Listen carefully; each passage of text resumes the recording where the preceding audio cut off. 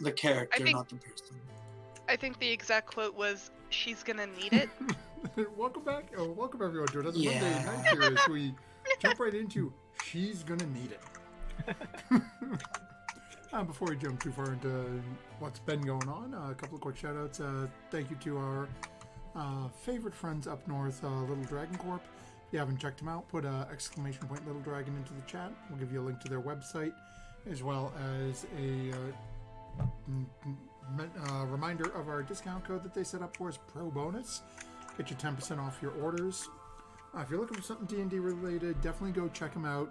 We love them. You can hear me. I chill for them all the time. Shiny, beautiful little dice, trays, display thing, all manner of things. And right now, as some of you may have heard, they're going through another shutdown up in Canada. So their brick and mortar location had to get shut down. So if you've been thinking about ordering some dice, definitely go check them out. And then also we have Cardboard Castle Games.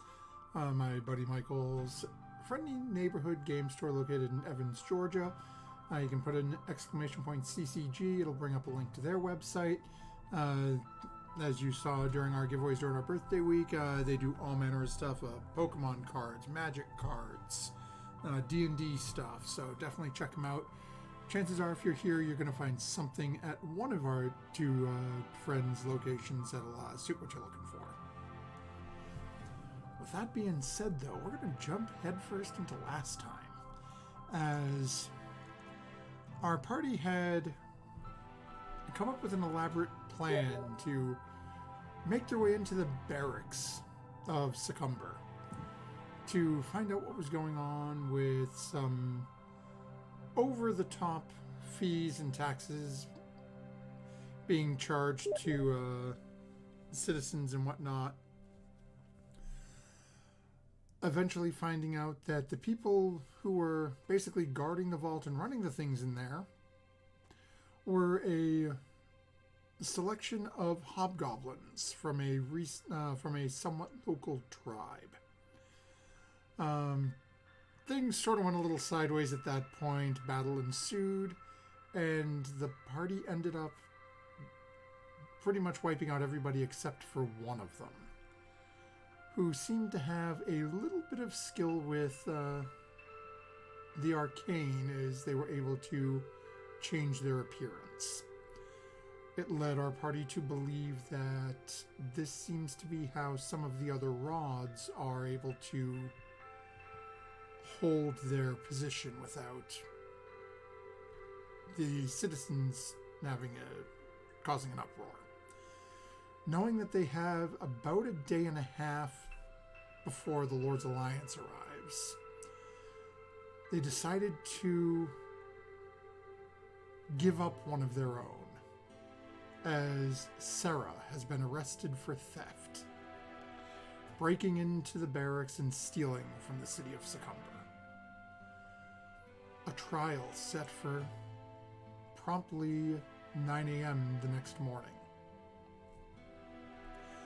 As the party's friend Ramnolf proceeded to escort Sarah away, leaving Murdoch, Lydia, Artemis, Furia, and Snowmoon in the presence of their, I suppose we'll call this hobgoblin an ally of theirs.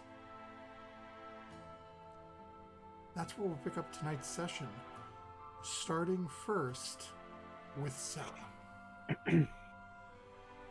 As Sarah, you find yourself being escorted by Ramnolf, and eventually he manages to flag down one of the passing guards. And the two of them have a very brief conversation, as then the guard comes up behind you. You don't seem to be resisting at the moment, so that hand is resting on his side by his sword. But eventually the two of them escort you to the local jail, and it's not a whole lot to look at. It's a very sort of plain stone building, metal bars in the window. The door leading into it is just very run-of-the-mill, sort of almost beaten down sort of wooden door. Once you get inside, though, the first thing you notice is that the cells, if you think like old Western movies style jail cell, as you walk in, it's literally the cell itself is exposed right to the room. Is there a guard with a ring of keys on his belt that I can reach for? Go ahead and make a perception check. It's one night of jail. It's one night of jail. 10. Oh, okay. So that is just barely what you need. It's not a hard check up. As you're being escorted in, there is one person in here currently sort of seated behind the desk and just sort of like half drowsy. There's 3 cells within this room. Again, each one of them in a corner, stone floor, stone ceiling, and just iron bars the entire length. As the person hears you walk in, just sort of gets up, still like sort of half out of it. Walks over and you see takes a large ring of keys off his keychain, single key, swings open the door. Ramnolf sort of stays back. The guard, again, wearing that same sort of reddish brown that basically the usurper's armor, as you've come to recognize it. Basically, is not exactly gentle, starts guiding you towards the doorway, and then proceeds to start trying to take your belongings from you. You wouldn't take an old lady's medicine, would you? Sort of looks at you and, open up, let me see what's in it. And he starts to, and he's actually going to see if he can find like weapons and whatnot on you, so he's making an investigation check. Okay. Okay, that's not too horrible. Okay, Sarah, what weapons do you typically carry on you? I know you've got at least a couple of daggers, right? I usually have 2 daggers on me. Let me just check really quick again. Yes, 2 daggers.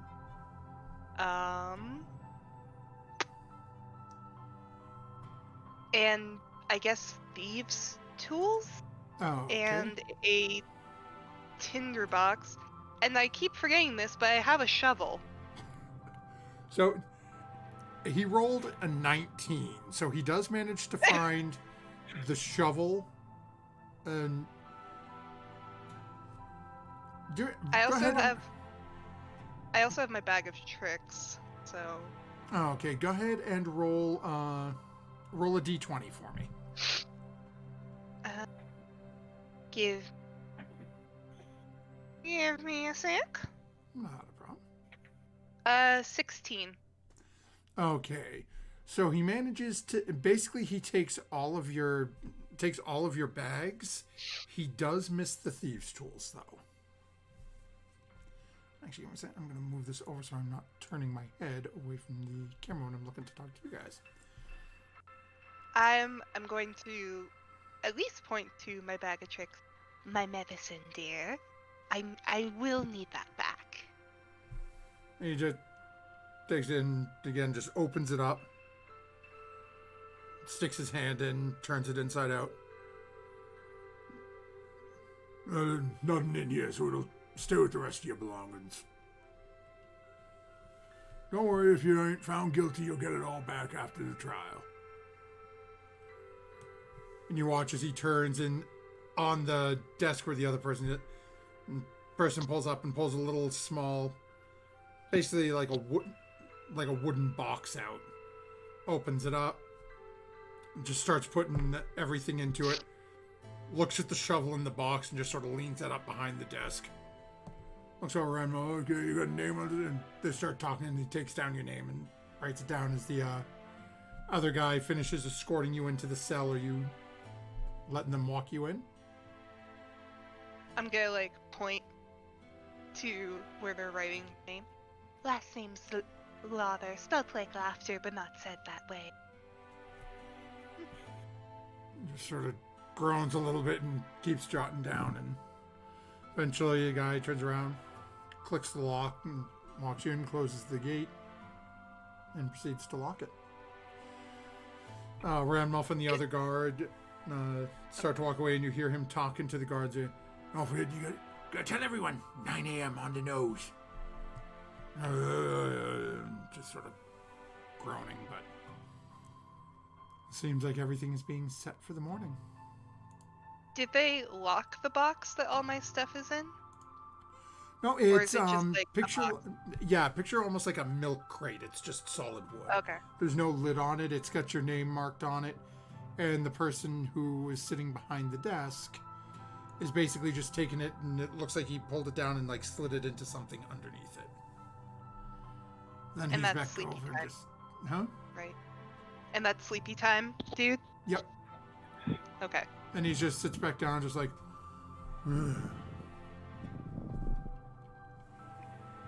Just half zoning in and zoning out. I would like to reach for the key ring. Okay. So go ahead and make a. We'll call this a sleight of hand check. Okay.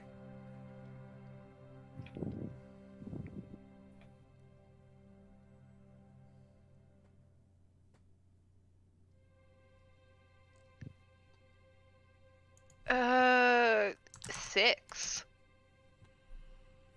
Okay, let's see what his passive is.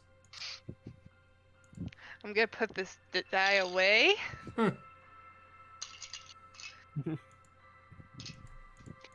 What I really need is dice from our sponsor, Little Dragon Corp. And you best hope I don't start shilling them in during this. Every time I did that on Friday, I was rolling over a 17. Little Dragon Co. 1 on Twitter. Little Dragon Corp, when you want a D20, whether you like it or not. Okay, let's see here. Okay, so we will find out what happens with that in just a moment.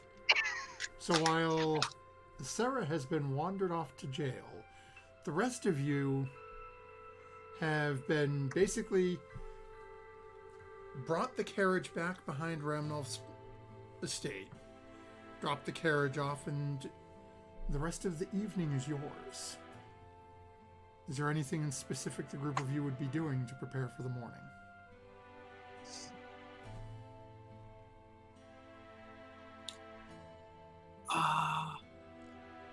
Because I said that the hobgoblin could stay with me in my room. I would probably spend.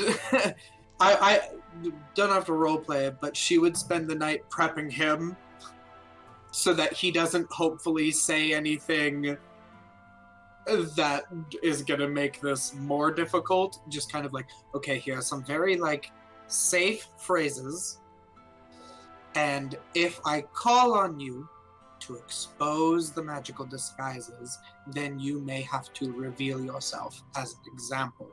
Would you also be able to describe to me what the typical disguises are for your kin as members, so that I know which members are the ones in disguise and which ones are not? Okay, so go ahead and roll a just roll a straight D20 for me. A straight D20. Yep. As I'm rolling an intelligence check to see how well this guy grasps what you're trying to lay down. I don't do anything straight. Actually, I guess I do, because it's a flat 10 for this okay. one moment. So Play it straight. it seems like he's picking down. He seems to be picking up what you're putting down, because he rolled a nat 20 on his intelligence check. Yeah, boy! So we're at the couple of points where Murdoch's sort of stumbling, trying to get the exactly what you're looking for. It's this guy's spends a little bit of time, does give you descriptions. Again, for the out of the 6 of them, 5 of them you get decent idea that humans. Hold on, let me pull up here. Where's my cheat sheet? Okay. So, out of the 6 in question, one of them is disguised as a male dwarf.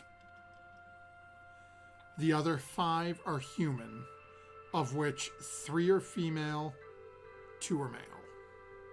Okay.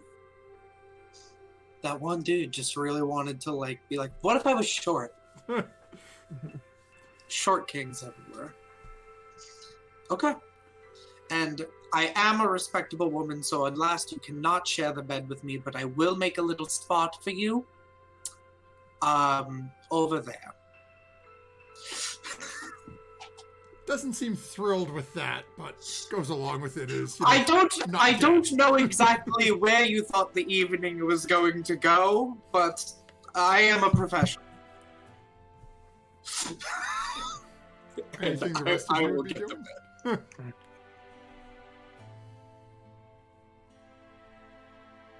Art, Snow Moon, Furia, anything? I would pick up my sword and drop off the 3 that we picked up at the okay. blacksmiths. And I would I think I would buy the sword that he was showing off earlier for the discounted price. Okay. A second to pull that up.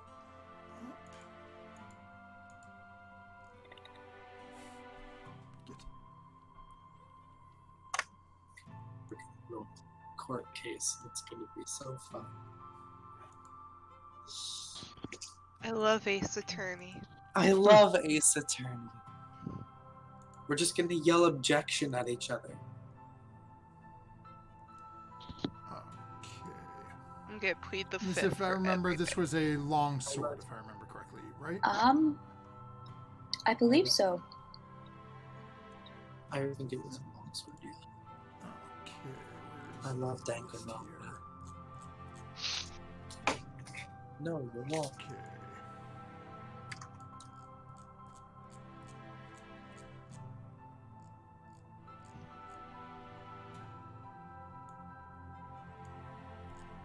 I apologize. I have too many things in my notes here.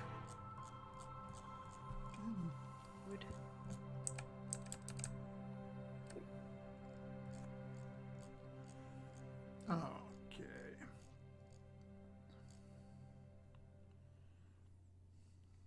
My only description says it's a sword that helps you hit better. Yep. So, okay.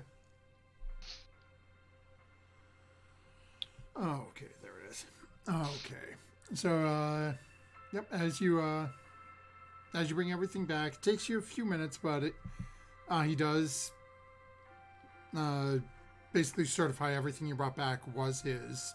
So does agree to sell it on your sell it to you at the discounted price. And then as you're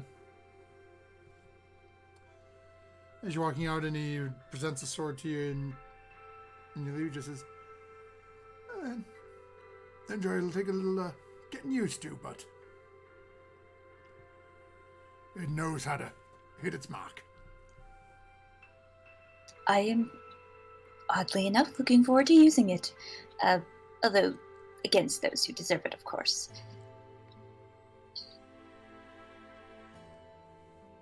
And then as you start making your way back, Snow Moon and Art, anything the two of you would be doing? Yeah, was there, while we were in town, was there any kind of shop where I could get, like, an empty book or an empty journal to write in? Oh, yeah, easily. Okay. Yeah, I'll find the nearest shop then. And Yeah, buy it's realistically, if you followed with Fury, it's probably the general store that was, like, right across the way that you met the creepy halfling in. Okay. Staring out the window. Yeah, so I'll head there and buy, just like a book and some inks to go along with it. Yeah, easy enough. I'll do is I'll grab the price. It's Whatever the price would be in the player's handbook under the adventuring equipment. Okay. And Art, anything you'd be doing? Debating on whether or not I've never been to court before. Do I need to dress up? I don't have anything. How tall are you? Not. I could hem one of these, but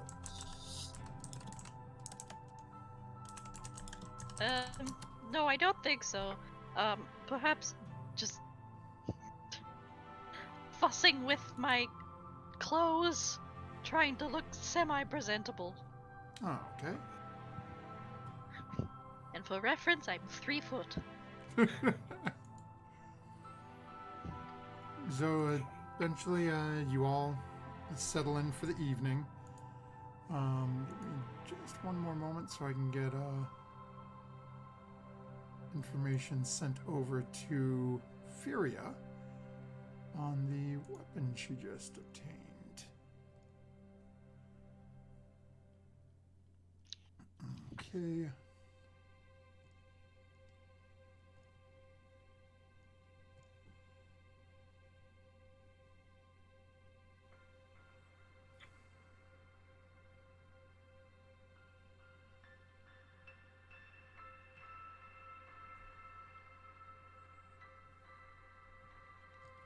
Okay, so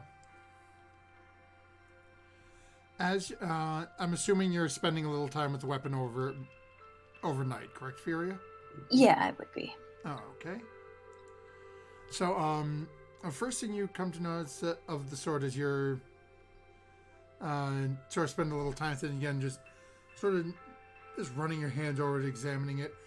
This is a +1 longsword. As yours does require attunement.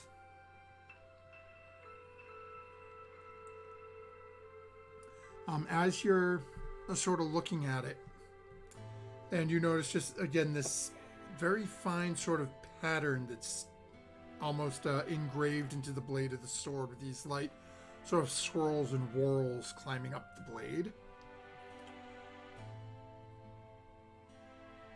It touches a part of you deep within your mind, and it seems to almost become precious to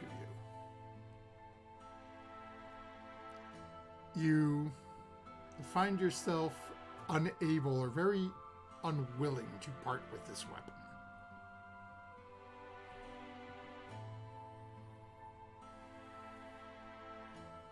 Sounds good.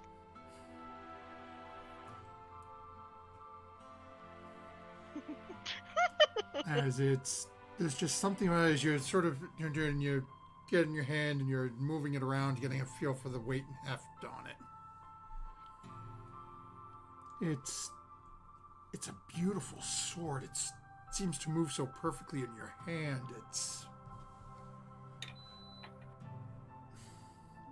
You don't want this to ever be away from you.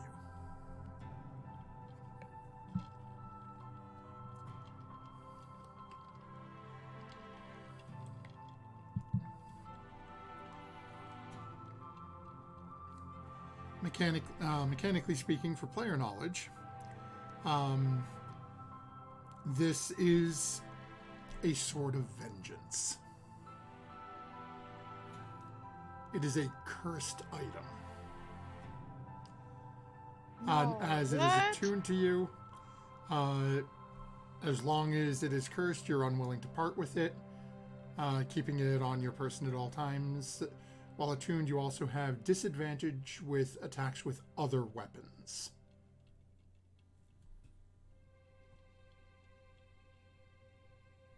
Would that count?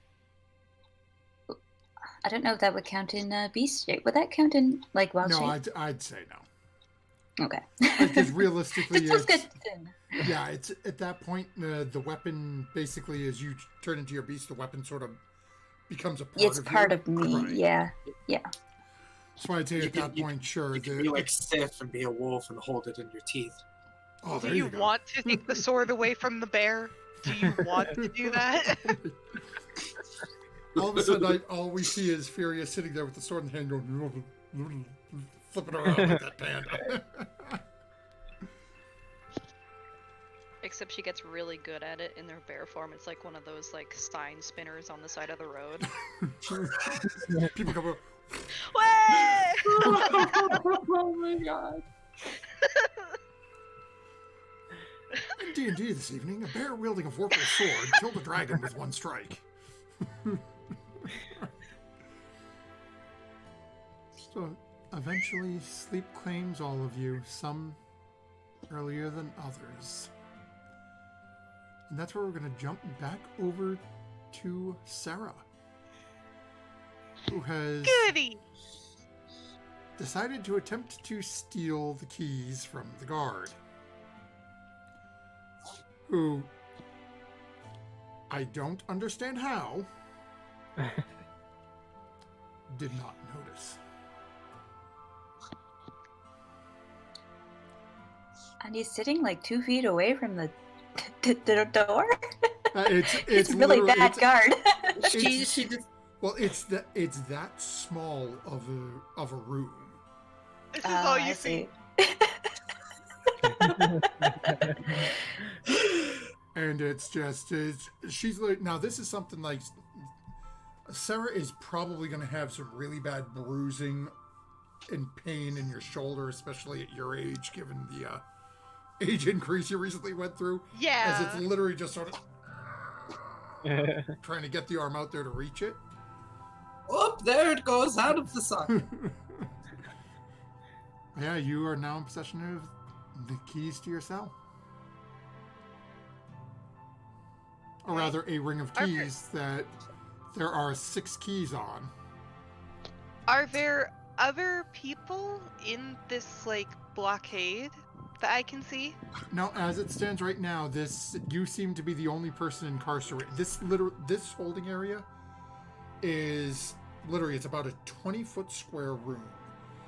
Okay. 3, if you're looking at it as a square, bottom left, bottom right, top right are jail cells.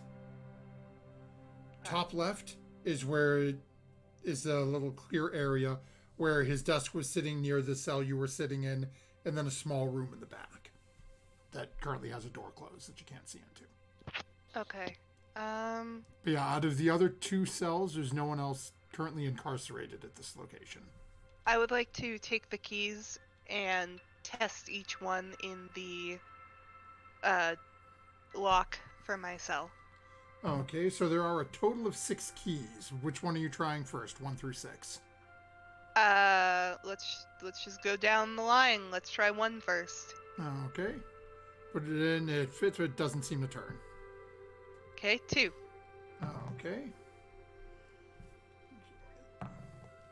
Okay, try it again, doesn't seem to work. 3. Okay. 3 does. You hear the... 3rd time's the charm. Okay, I'm gonna sneak over to... You said the milk crate he put, like, under the desk? Yeah, so basically, well, go ahead and make a stealth check first. Let's see if you even make it Okay. over there to start looking and see. As Okay, somewhere your what- lawyer's spider sense is tingling, going, my client's doing something illegal. Murdoch just wakes up in a cold sweat. Someone's breaking the law! All right, you can share the bed. I need comfort. You're the little spoon! Oh yes. No. Also, I would Cool. like to just say my wife is amazing because the dice that she got me for my birthday, the D20 just gave me a 19 plus my bonuses.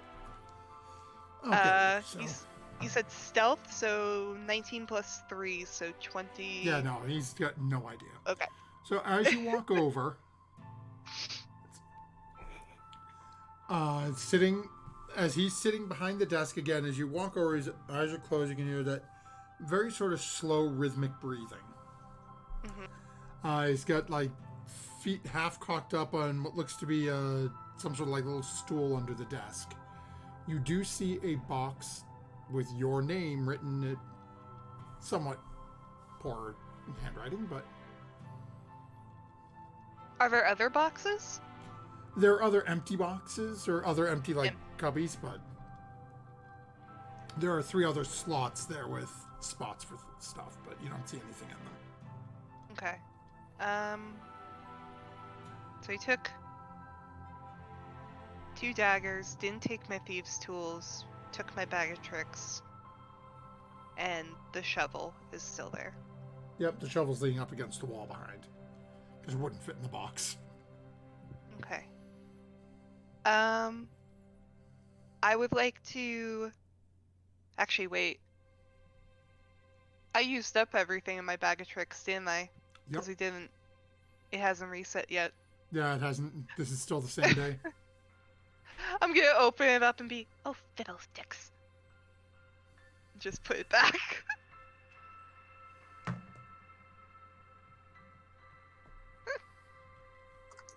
Where are you going? I forgot that it's the same day. Yeah, the bag of tricks won't reset until dawn.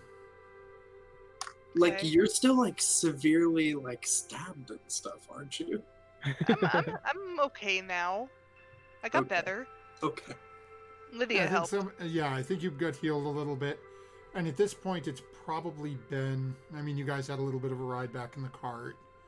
Yeah. So you could have taken a short rest if you wanted to and used it dice. Yeah. At this point, so. The others took a short rest. I'm... Yeah, you're in jail, so I mean, you could I'm still in take an hour. jail. You could take an hour in jail too. So Okay. I guess I'm gonna put everything back. Go back to my cell. Lock the door behind me, and then just kind of drop the keys near the guy so he just thinks they fell. oh, okay. And are you trying to? Again, I'll say you're trying to sort of like quietly slide them over, or are you just chucking them?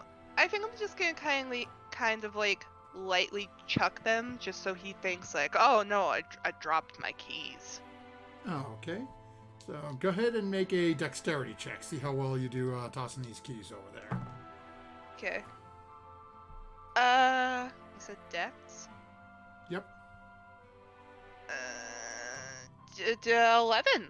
11. Okay.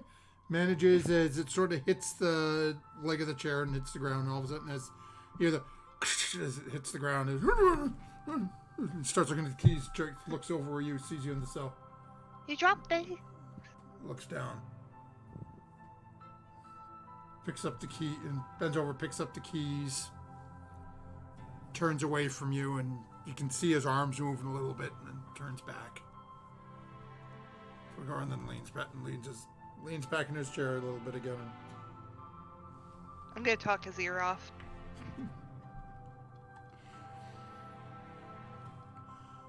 You seem very tired, dearie. Have you ever tried having a more waking tea, like a breakfast tea, perhaps? A mint tea also wakes you up very good. You know, I told my Albert back when he always had trouble staying awake, he would say, oh, I'm so tired, and I would make him peppermint tea, and you can have peppermint with the blueberries sometimes, and that adds a little bit of a kick for some people. You seem more like a pomegranate man yourself. Do you know what a pomegranate is? You see, a pomegranate is this kind of fruit where you have to open it up and you have to get the seeds out. Most people don't know this. You don't have to get your hands dirty at all. You just scoop them out with a spoon, and that'll usually get everything out for you, and that way your hands stay nice and clean, because you know you can never get the stains out. I've tried. My Albert, he got this white shirt covered in pomegranate juice, and We just had to throw it away. But I said, let's not throw it away, Albert. Let's instead dye it red to match the pomegranate stain. And then he had this this lovely burgundy outfit. And it was very dashing on him. He listens for about 10, and you can see as he's sitting there and the knuckles are clenching a little bit. You hear him crack his knuckles a couple of times. Gets up, walks. He literally gets up mid-con, just completely ignoring you. Walks into the back office for a few. You hear the door open, disappears.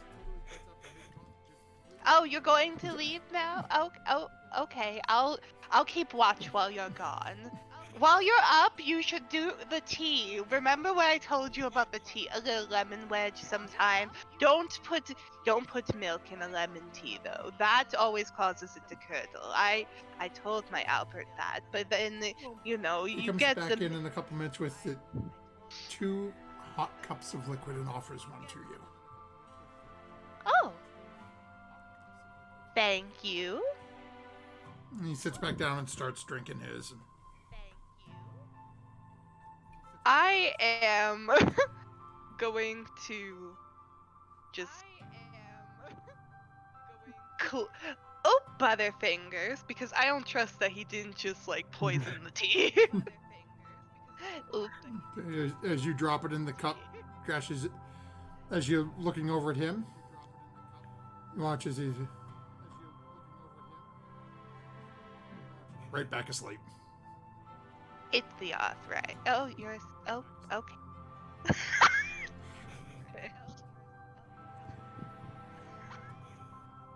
Well, let's see if you'll talk to me, and I'm gonna see if my scroll man will answer me.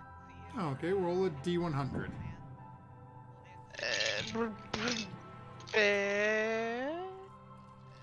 80. As it, again, you're reaching out looking for that connection again.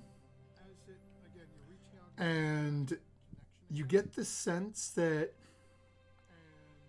something is looking down, like they're aware of your attempt, but is just choosing not to respond for whatever reason. You know, it's very rude not to answer back.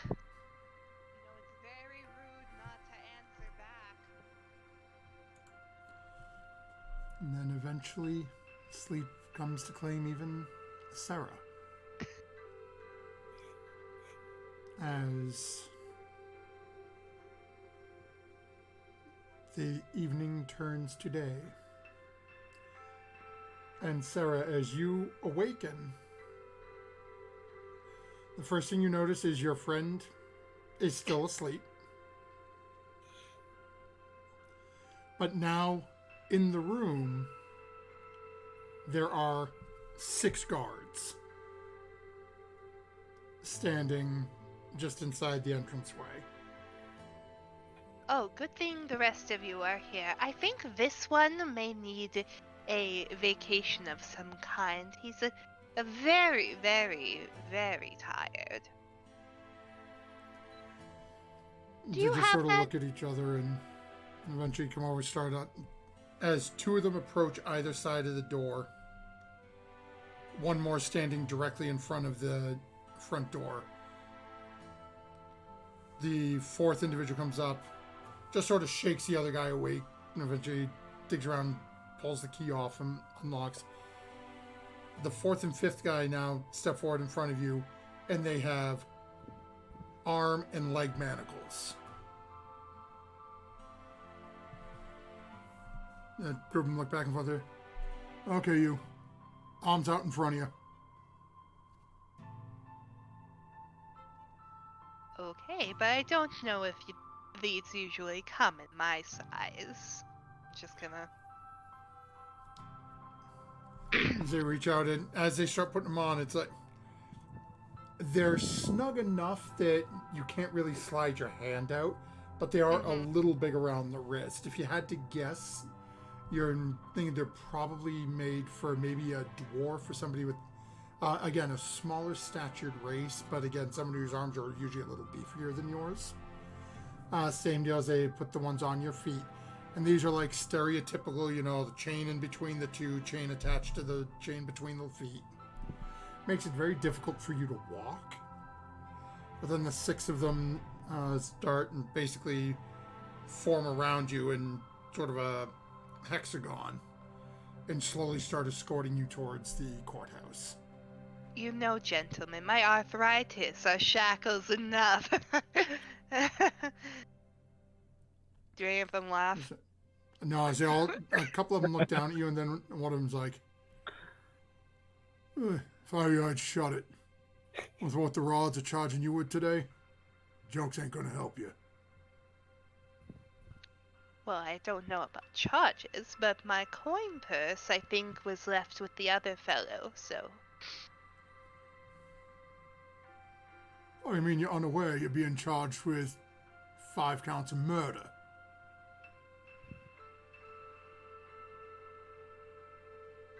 The one person who broke into a vault and left a bunch of corpses behind. Oh my, that does sound very, very unlikely. But I have been known to sleepwalk. My Albert, he used to say that I would sleepwalk all the time. He would find me in the middle of the forest once, and it was crazy, Have you ever The one slept walking behind you just goes whack right up the back of your head. You done? Good. It just sort of gives you a shove forward and about. What's that one look like? So, looks to be about 5'7", 5'8". About average musculature. As you're looking like I'll call it like muscle shirt leather armor. So like just right over the chest, all arms are exposed. Has tattoos up the side of their right arm, coming up the right side of their neck up towards their ear. Shaved head except for one little top knot coming off the back top of their head, almost like man bun style, but it's like almost full ponytail down to about between their shoulder blades. Are they also like hobgoblin, or is it? No, like, these are all human. Okay. All right. So all appear human as you're looking around at them. They okay. disguise themselves from the rest of the public. Going to remember you for later. I'm not saying that out loud, but I'm gonna remember him for later. So as you're starting to get escorted up there, about this time the rest of you are waking up and getting prepared for the day. I'm putting on a different suit. It's not my battle suit. This is my actual court suit. It is an absolutely garish, velvet green suit. With black undertop and green tie to match. Okay. I'm wonderfully piney.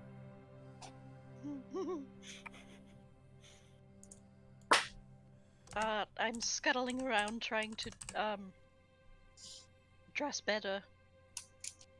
Taking off the scarves that are way too tattered, replacing them with scarves that are slightly less so. Oh, okay. Would you like one of my blazers? Perhaps a vest? Mask or femme? I don't know! Do you think it would fit me? I think it would look good. Good in a good way or good in a...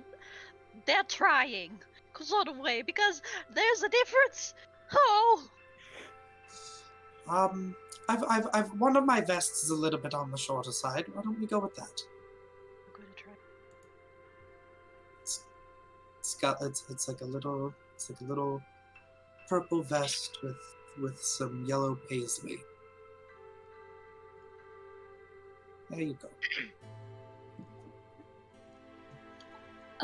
Murdoch, I know you're the expert in this scenario, but is there anything that we all need to know? If something goes wrong, what we should do? If something goes wrong, I'm quite sure that things could even possibly come to blows if they really don't want to lose their power grip on the city. That is what I'm hoping to avoid. I would actually like to know if any of you would feel comfortable being called upon as a witness. What does that involve? You would admit to possibly being within the structure.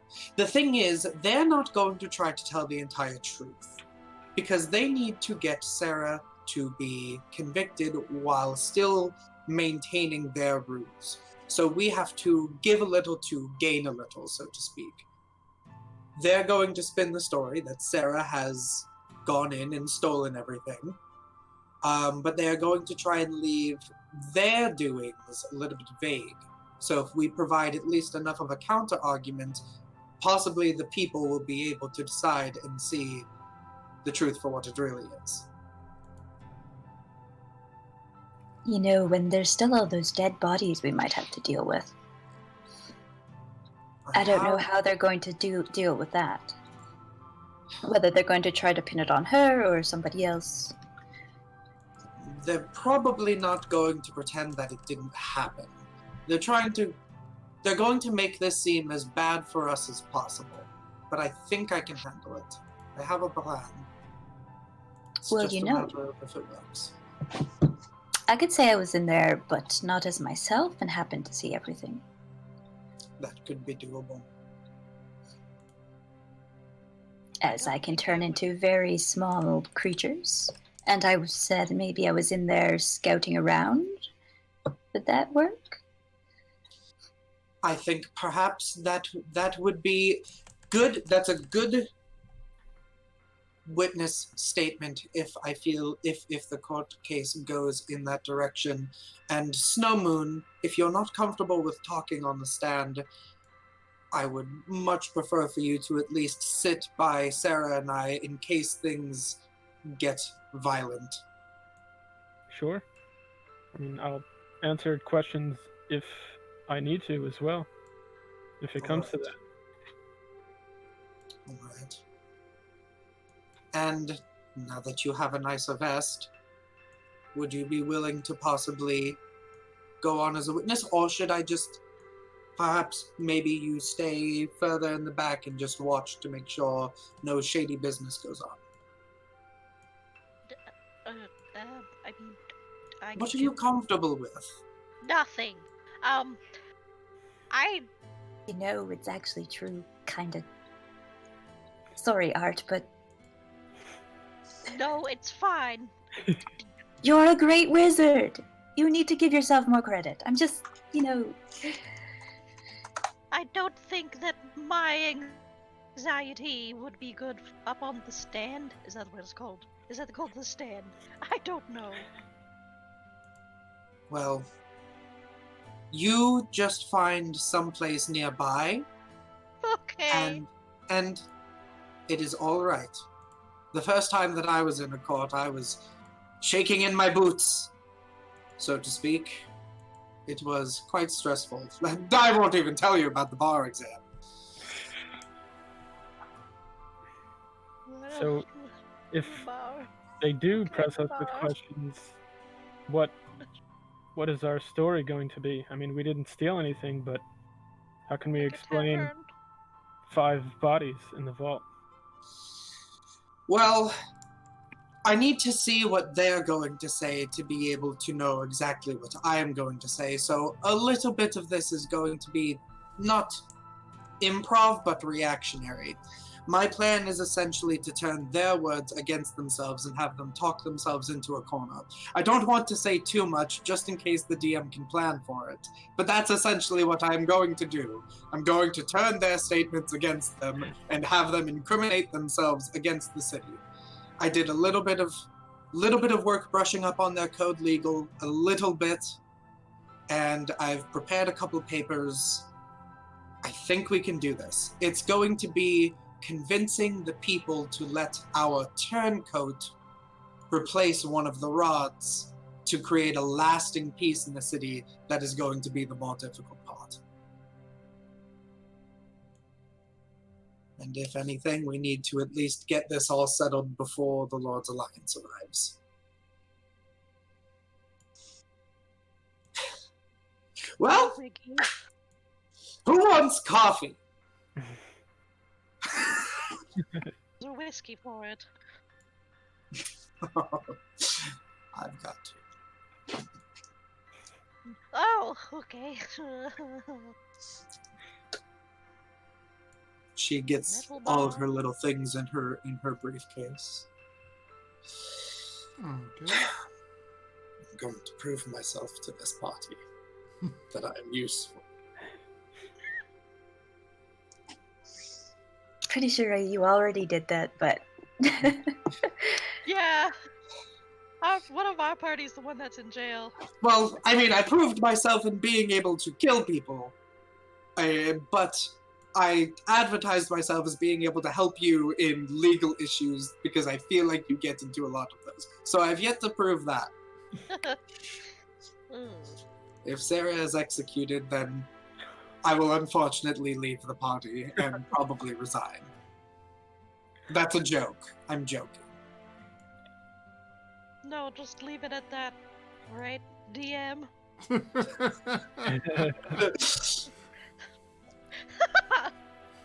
Okay, so eventually you guys get yourself some beverages, some breakfast, and start making your way towards the towards that location. Have you ever seen My Cousin Vinny? Wonderful movie. Watched it like 2 extra times and proud. Oh dear God, help me. Does so the defense's case hold water? The 2 Utes. Okay,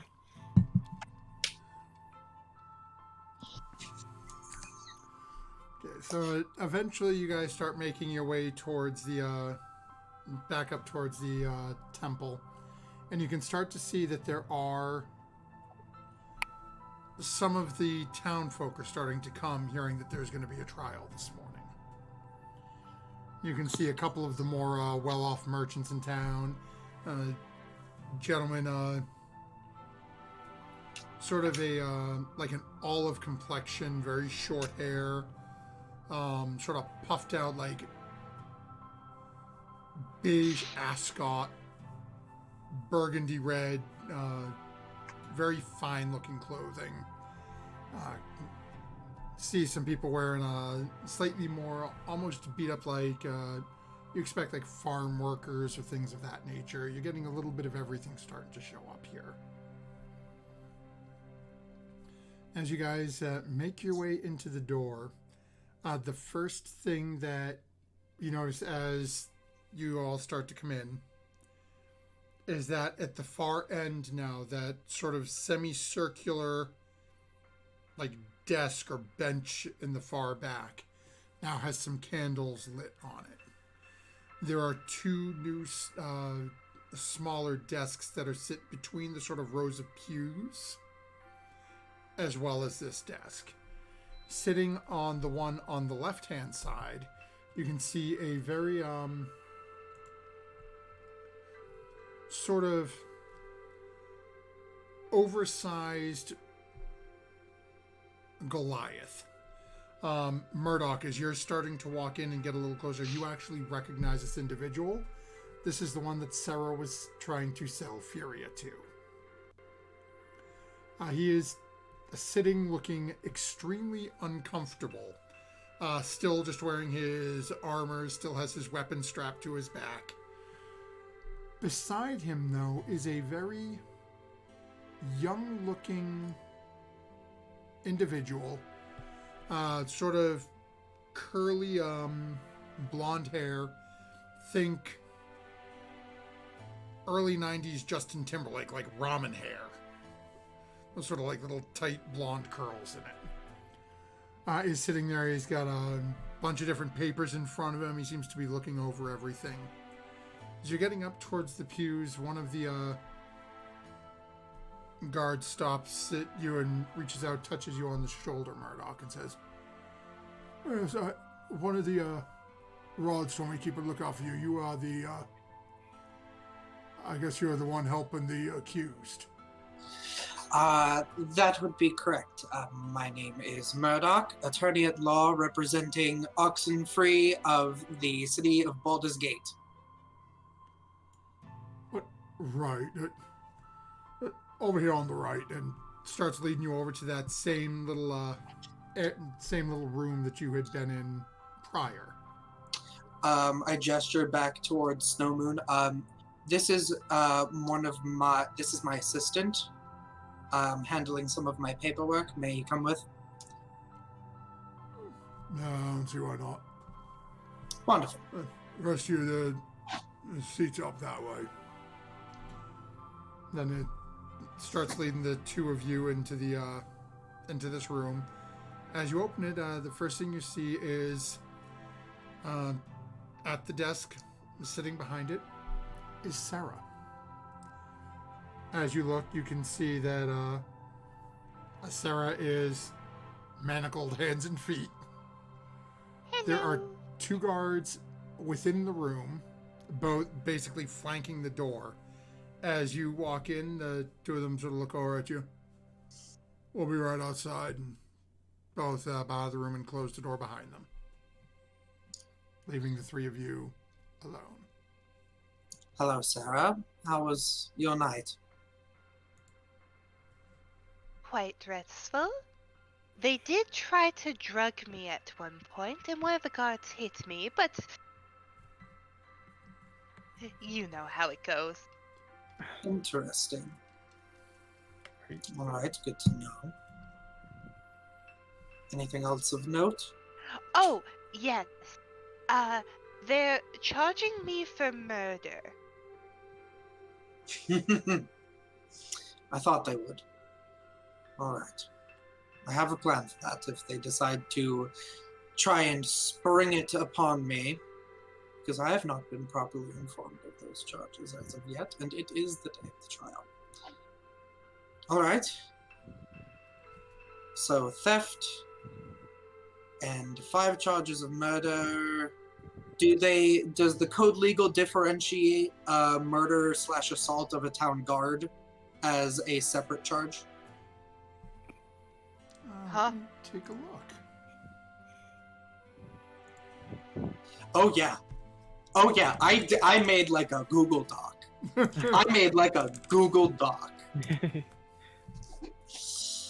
Ink actually went to I Harvard. actually went and took the bar exam. No, I would never claim. Have you ever seen Legally Blonde? What? Like it's hard? Is it like a metal bar, or is it like perhaps a tavern? Maybe Because- he took it for somebody else and saved them from getting hit with it. I remember you said that like their punishments were like almost stricter than Waterdeep's code legal, which would make me think possibly it is as Well, specific. it's based off of Waterdeep. Okay, So, yeah. Because I based believe they on have separate what you would know doing your research for the trial is that they don't differentiate between, like in Waterdeep, they have normal crimes and they have crimes against lords. Right. In this situation, they basically treat it as either assault upon a citizen, or if you're involved with attacking the city itself, meaning a rod or a guard or things of that nature, it is It's an considered attack on the aiding an attack upon succumber. So it's not quite at the same level as a crime against a lord in Waterdeep, but it's probably as close as succumber is going to get to that. Perfect. Thank you for that specification. Okay. Well, Sarah, you will probably be called up onto the stand, and you will need to plead your case.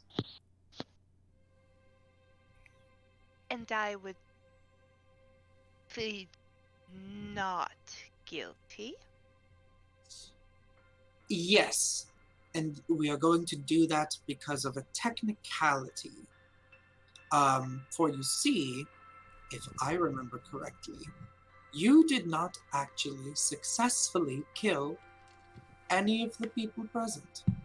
The one that you attempted survived, thankfully. So that is going to help you. And then, since nothing left the vault, or at least didn't leave the building, you did not technically successfully steal.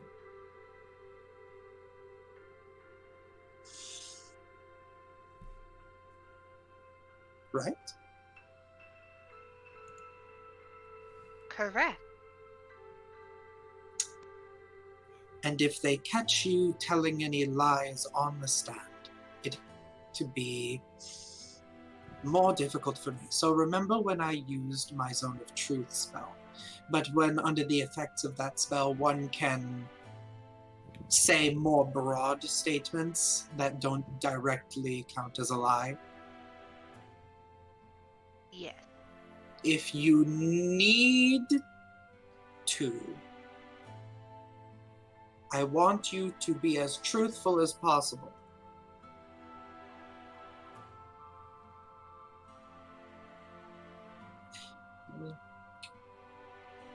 And cooperative, and really, really play up your frail, old, weak body.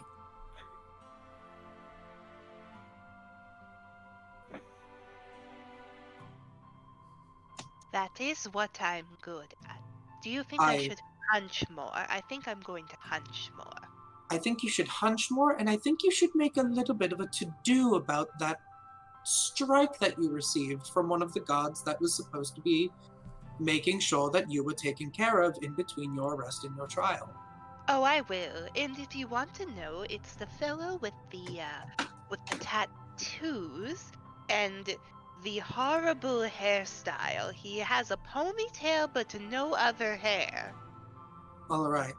Does that match a description of any disguised hobgoblins? Not that you were advised of. All right. So that might be an actual citizen, which that just makes me upset about that policing. But I think that he's probably just very upset that he thinks a lot of his fellow gods would have been slain. Oh, it also, the tattoo goes all the way up to his face, which, in my opinion, is just tacky. All right. That seems quite wonderfully detailed. Snowmoon is going to be with us just in case things get a little bit aggressive.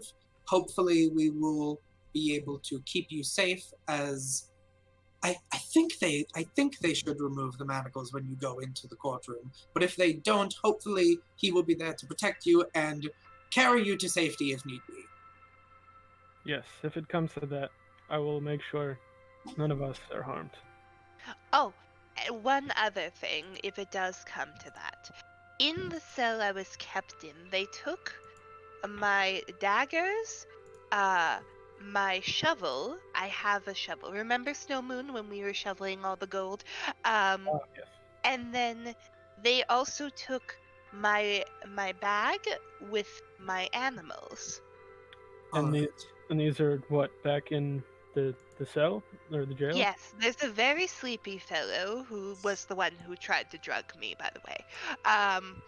That one has my stuff. It's in a milk crate. He spelt my name wrong, which is just unprofessional as well. You would think out of prison they would know how to spell properly, but you know, service and all that. No one cares about actually doing their job correctly So anymore. you want us to gather your stuff?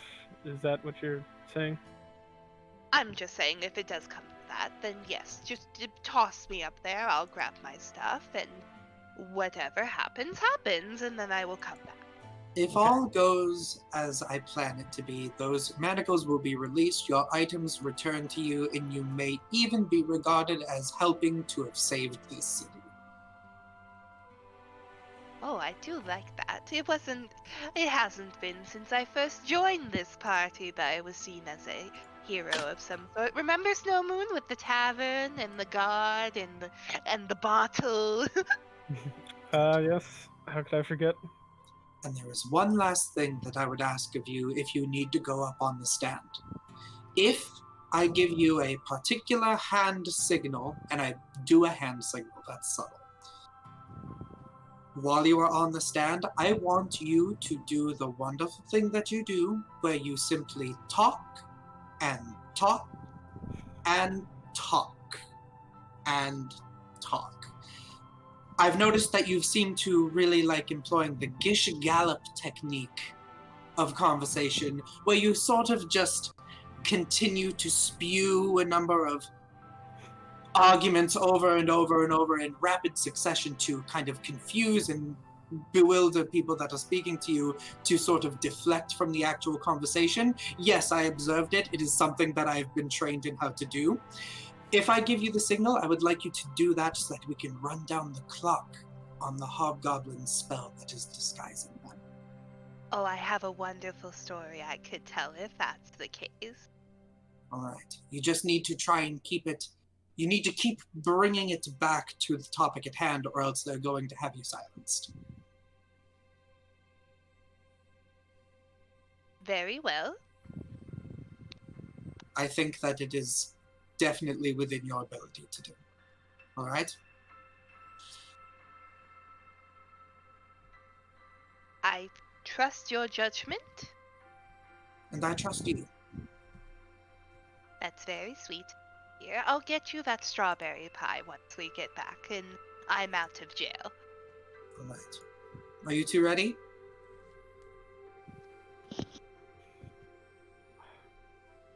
Ready as I'll ever be, I guess.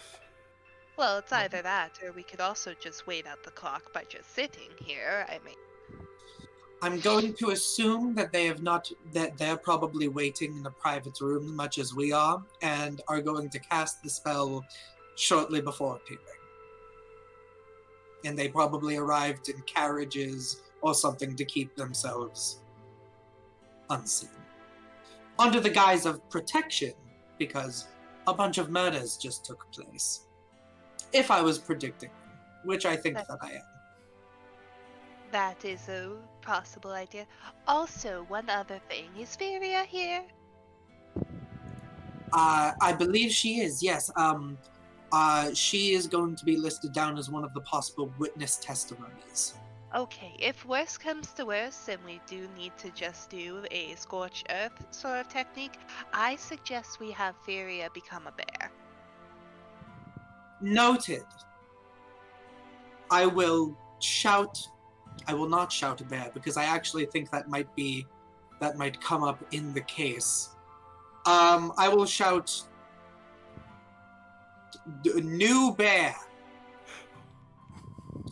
All right. Let's go. Let's go save a city through the wonderful world of law. I'm getting thrills. So is Can we please have the Judge Judy theme or the People's Court play? Oh, see, I was gonna do the Law and Order. see, in my head, I'm here in Night Court. We're all just in different courtrooms. So is, Judge Joe Brown, he's pretty good. Bring in the dancing lobsters. Ron Cotton. Okay. Okay. as Murdoch and Snowmoon open the doors, immediately the two guards sort of snap at attention, look over, come in, and as you two head out and start moving forward towards the desk, they come in to basically collect you, Sarah. Much as Murdoch said, they do remove the manacles from you. Escort you out to the room. As you walk out, standing off to the side, and actually, given the conversation that you two had, Murdoch, both you and Snowmoon would recognize the individual that Sarah said smacked her as standing a couple of feet off, basically to the left-hand side of the door. As you guys start heading up towards the desk, then the two of them walk Sarah out. As they get out there, this gentleman steps up with one other guard, and the two of them sort of escort Sarah right behind her up towards this desk on the right-hand side. As Murdoch and Sarah take their places at the desk, Snowmoon, you're slightly offset just behind Sarah. That's going to be the best for us to take our break this evening, right before all of this starts. So we'll be back in just a few moments, folks, as you're hearing, we are about to have a murder trial. As one of our party members is being charged with murdering 5 people who happen to be guards within a secure location holding a vault, which she is also said to have robbed. So with that being said, we will be back, 5 to 7 minutes or so as we top off our drinks, use facilities and whatnot. And then we're going to see if Murdoch's plan can pull this off and make the town aware of what exactly is going on here. So don't go anywhere. We'll be back in just a few minutes.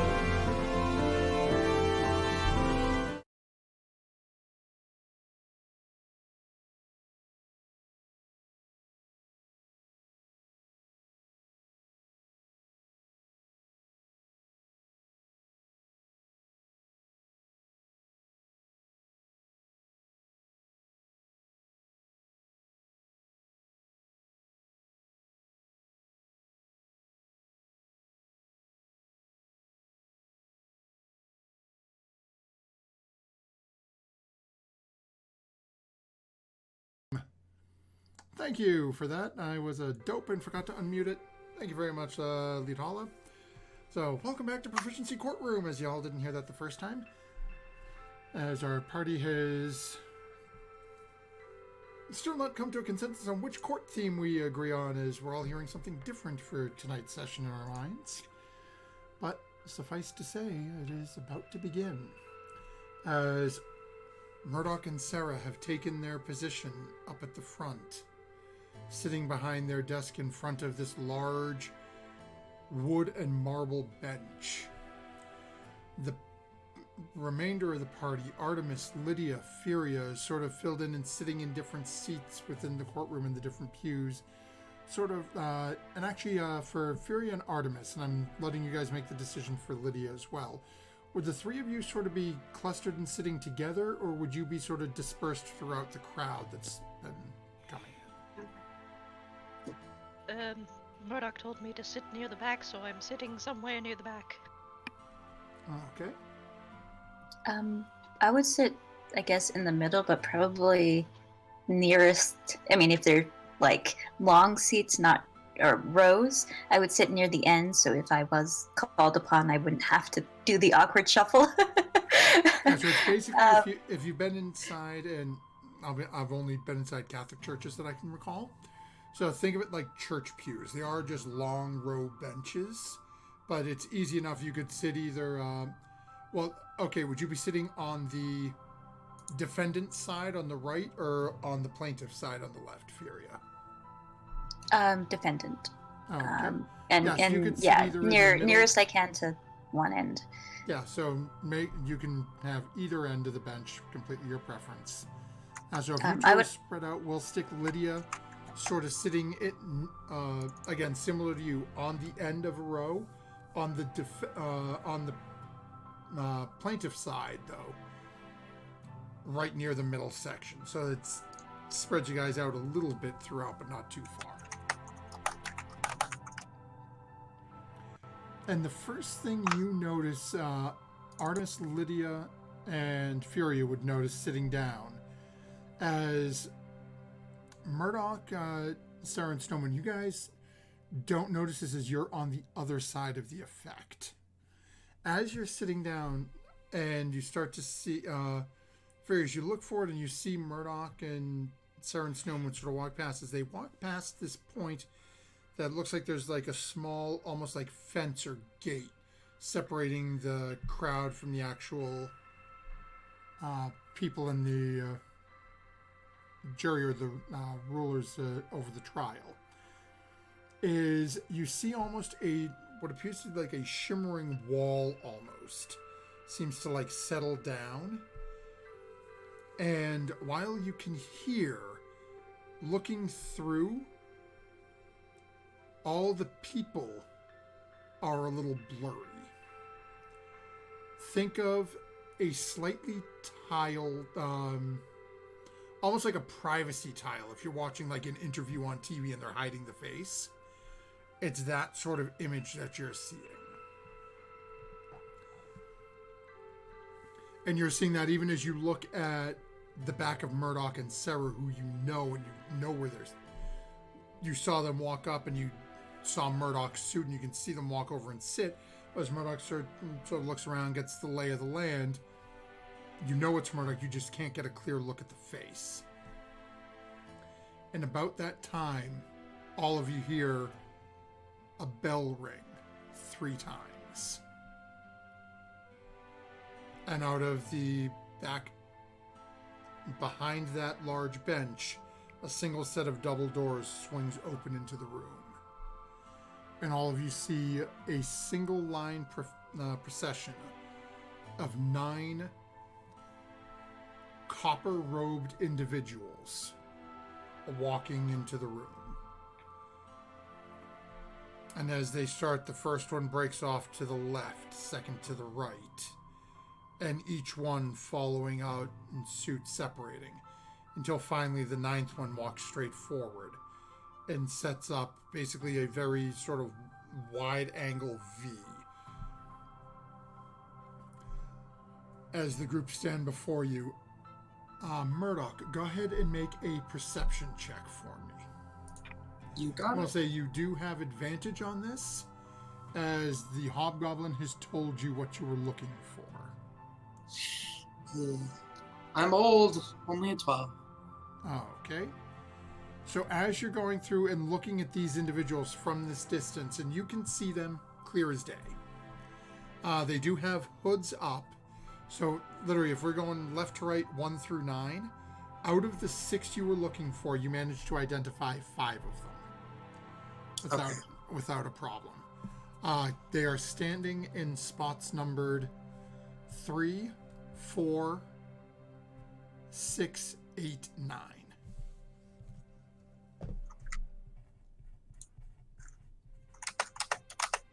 You're not sure where the 6th one is.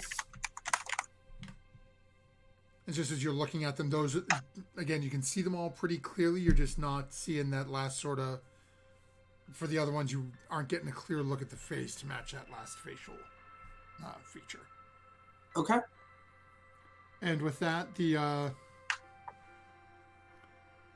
one in the middle starts out looking out towards the room in general. And as you start to talk, it sounds to be it sounds like a younger female. Yes, we are here to discuss the charges brought against this outsider, and gestures down towards Sarah. On 6 counts of murder,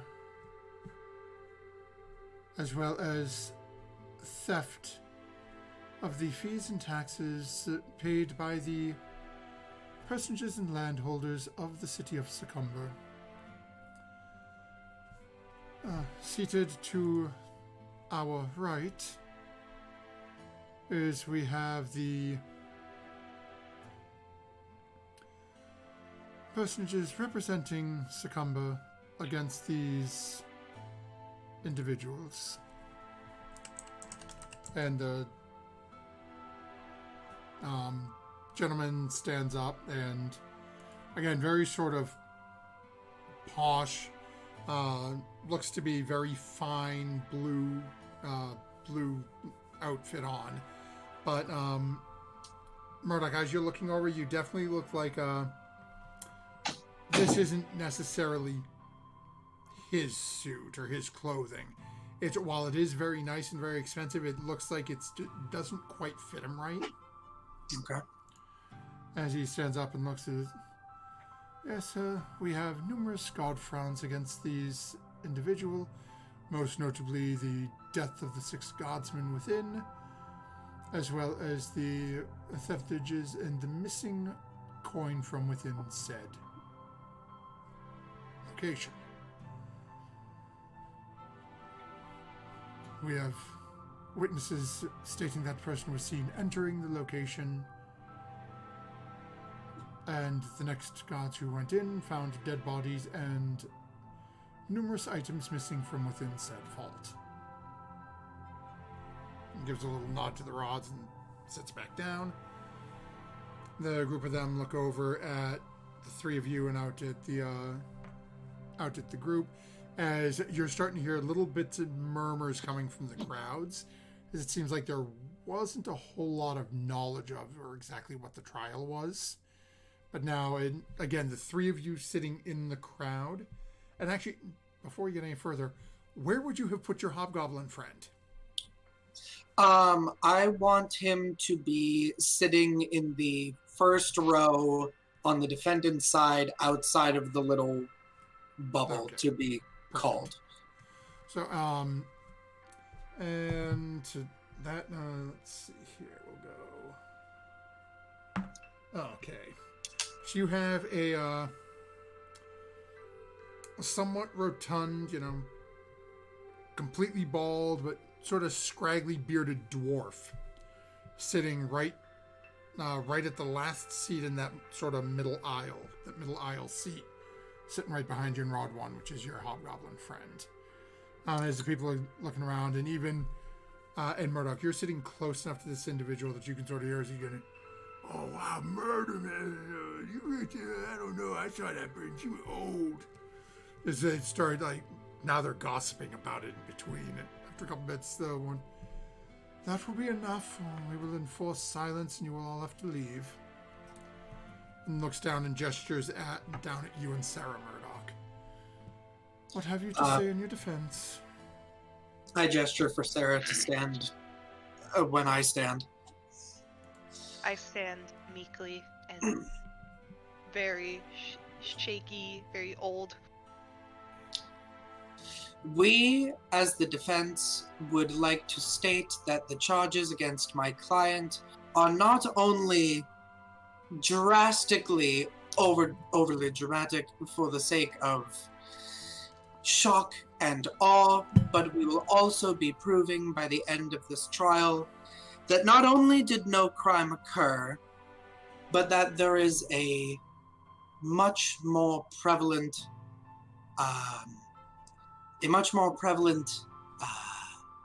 set of circumstances. I'm blanking already. A set of circumstances taking place behind closed doors within Sakamba, as all should be made aware. So you see as Rod looks over, and you see a one rod standing over in the second position start nod and give a couple of them nods as you're talking. Even just your passive insight, given that you can see these individuals clearly, you would recognize Ramnolf. He's just sort of giving a little bit of a nod, more like he's considering than really agreeing with it, but... We plead non-guilty to all charges, and in addition, as the defense has now only recently been informed of a new, much more extreme charge of murder, the defense would like to move that, as there has not been ample time to prepare a justified, earned defense against these charges, that the initial charge of theft must be dealt with initially in this court case, and that any evidence pertaining to the murders or accused thereof be moved to the later end of the case, so as to not have to throw out any evidence for it being inadmissible, and so as to not delay the trial. Okay, so immediately you notice out of the 5 that you sort of picked out right away, the 2 at the end, 8 and 9, immediately shoot glances at each other. And then the group of them start muttering back and forth between... And again, the woman sort of hushes everyone back a little bit. "But what do you mean you weren't advised? This information was supposedly passed along by one of our number 2, the defendant in this case, yesterday." I was not present with my client yesterday, and I have not been given any documentation of these murders, of where they occurred, of whom the victims are, and I am just attempting to now provide a stable defense for something that has been brought up to me recently enough that I was not able to properly prepare. I do not ask that these charges be thrown out. I understand that this is very serious for the city of Sakamba. I only ask that we settle the initial charge of theft prior, and that all evidence pertaining to the murders is held until later in the trial. This is at request of the defense. So again, she looks back at the group, and you can hear some quiet mutterings for a couple of moments. And eventually just nods her head a little bit and says, "Fine, we'll deal with the theft first, and then after that is said and done, we will continue immediately." And again, you hear some more grumbling from that same couple at the far end. And Thank you. And looks over at the individual in blue. State your information. And he stands up and starts rambling through and brings up the couple times and starts running through like a list saying, as you're listening, you hear that there is a total of 2,500 gold pieces supposedly missing. A number of fine swords and weapons have gone missing out of the vault, as well as one rather large gemstone.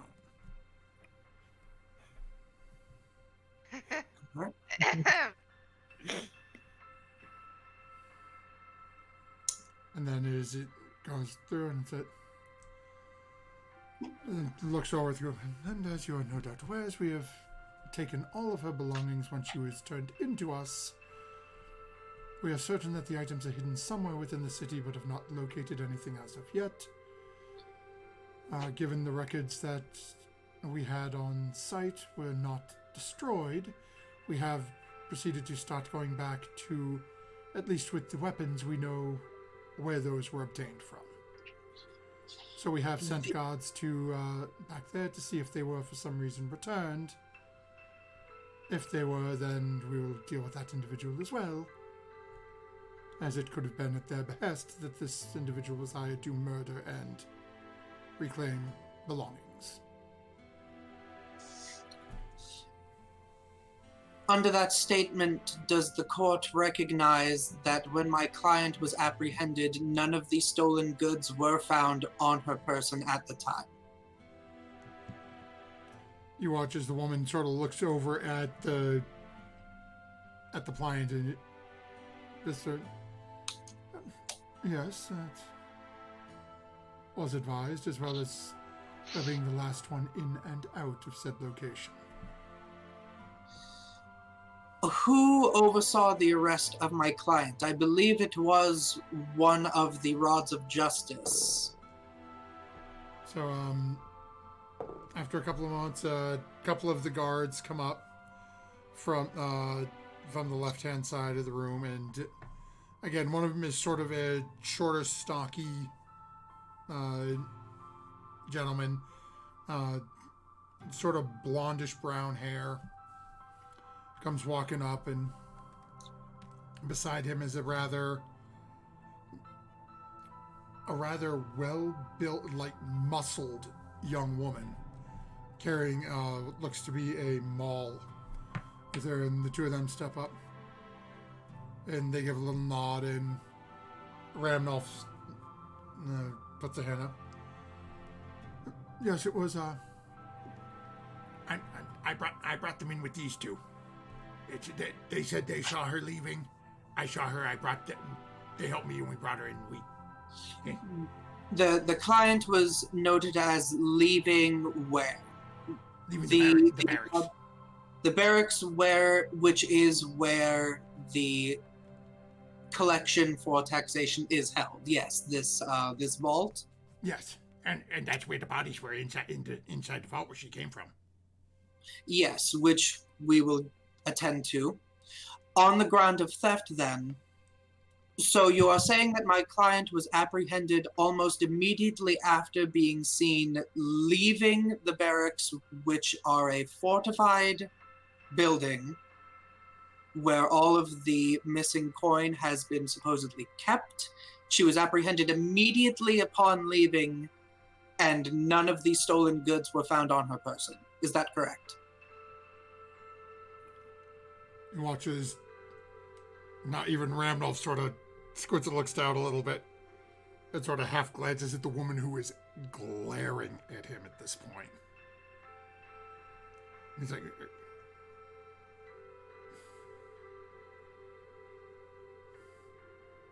is that correct? And he groans, yeah. And the two guards say, no, she could have made it go. It just makes like magic fingers in the air. Could it also be likely that the missing coin and stolen items are still within the guard barracks? Could hit him somewhere. Is it likely or possible that those that had more immediate access towards the guard barracks, access to it at all times, access to the vault, would have been able to take items from the vault and hide it within the barracks themselves, such as by a guard?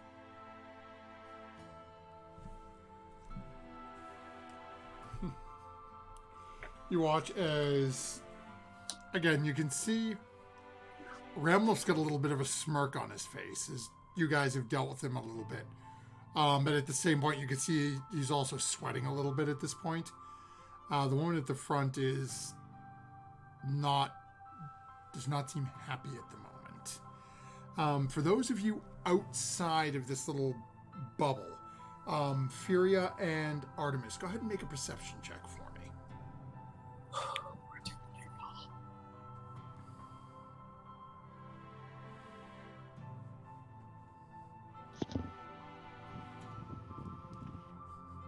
22. 25. Whoa! Nice. We got the nat 20 over here. Okay.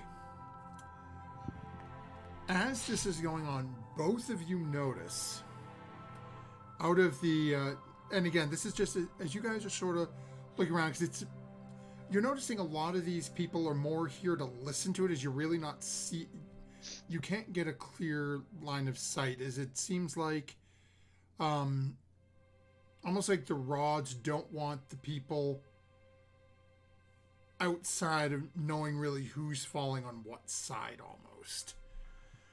But as you're listening to them go back and forth a little bit and seeing slight moves of the head, both of you actually notice that the doors that had remained open to the temple have now been closed.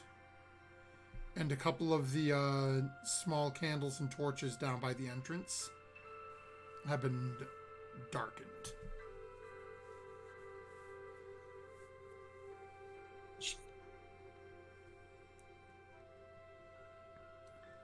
This is why I put you at the back.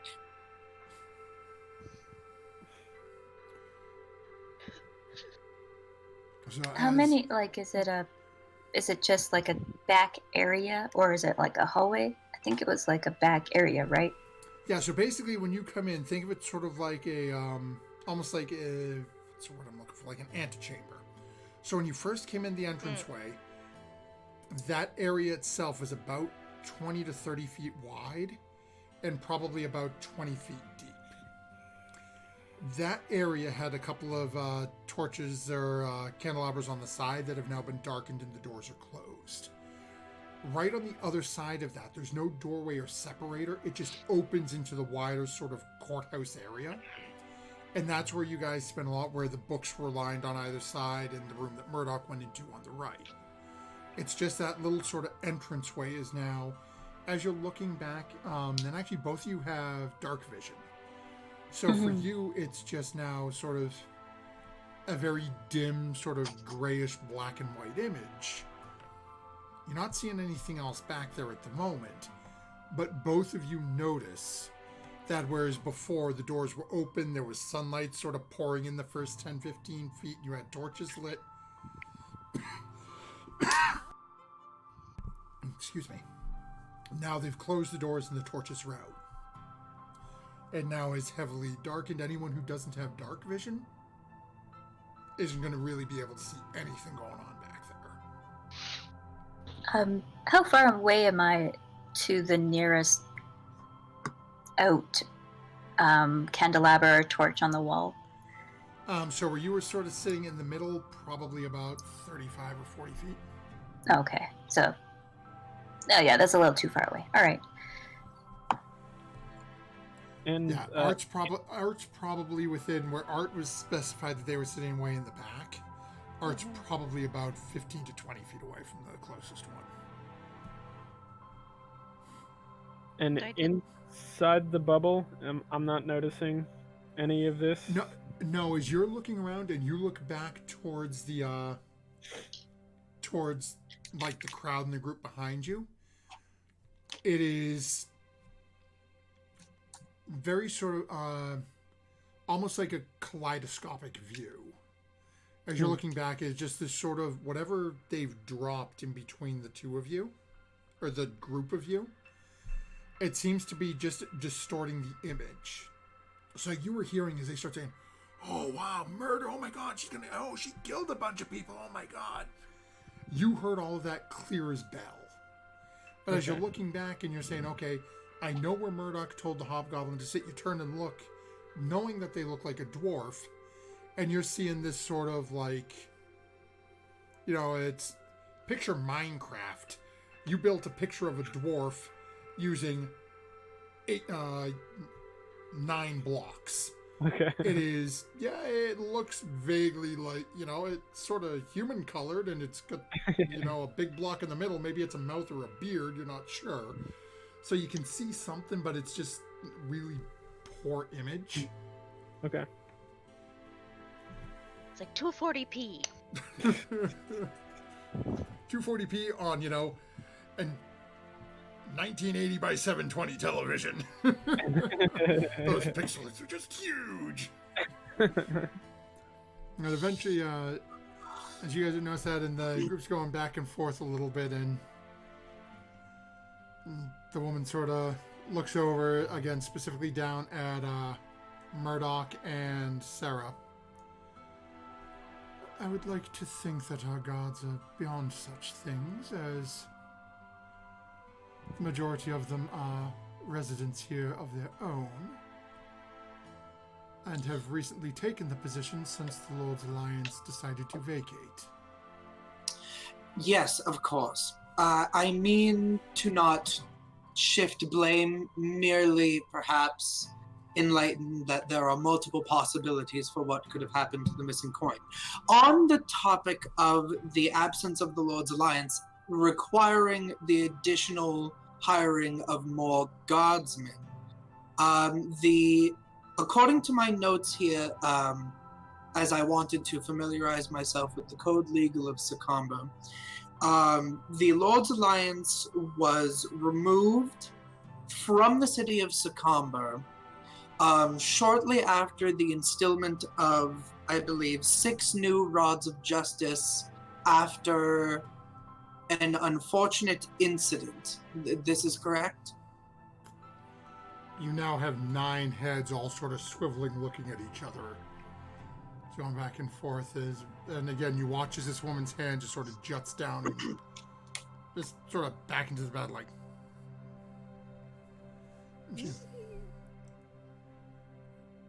Yes, that is correct. There was a series, the bodies of the, I implore that the court hears me out through this. This does pertain to the case. The bodies of these members of the Rods of Justice were found outside of the city, severely burned, returned to the city, which required a emergency re-election of law enforcement individuals. Following that, there was an instillment of a new tax onto the citizens of Sacomba, hiring of new guardsmen, and this collection of tax is where the theft, that was the target of this theft. All of that information is correct?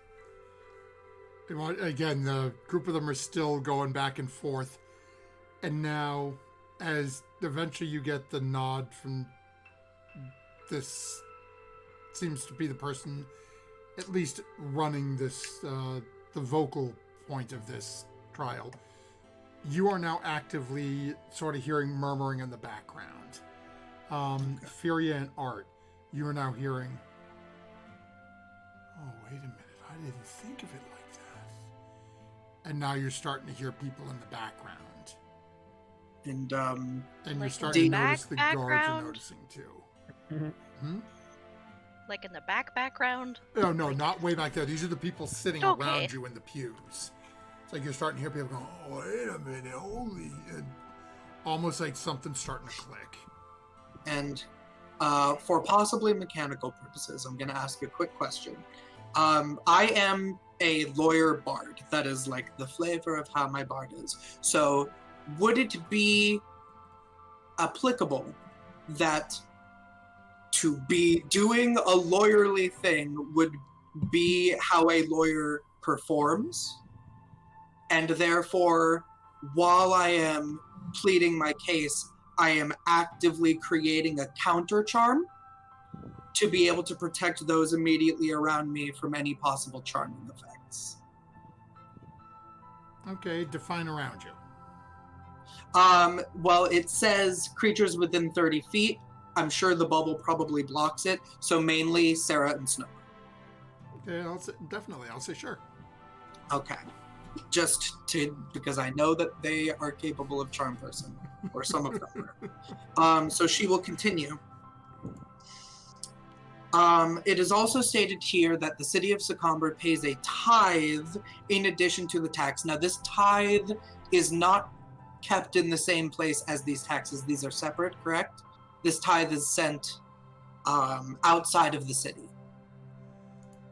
She looks over at you with a very sort of appraising gaze, trying to get a measure of you. Eventually, now it is held at the same location, but is then transported out of the city within a few days of it being collected. That is paid to the Urshani. All right. In that case, the defense would like to pose, is it not possible? I believe the new guardsmen are appointed by the Rods of Justice, correct? Yes. Would it not then be possible, with the deaths of several Rods of Justice, the majority, and having to hold an emergency re-election of new officials, that then immediately leads to 3 actions: the incorporation of a new tax, which is held in the same place as the tithe, the hiring of new guardsmen, and the ejection of the Lord's Alliance. The new guardsmen, appointed by the new Rods of Justice, are now in access to the taxes which are kept alongside the tithe, which the guardsmen then escort outside of the city. Is it not possible that the missing coin that has been stolen from the taxes could have been added amongst the tithe and then divided amongst the guards that were sent to transport it?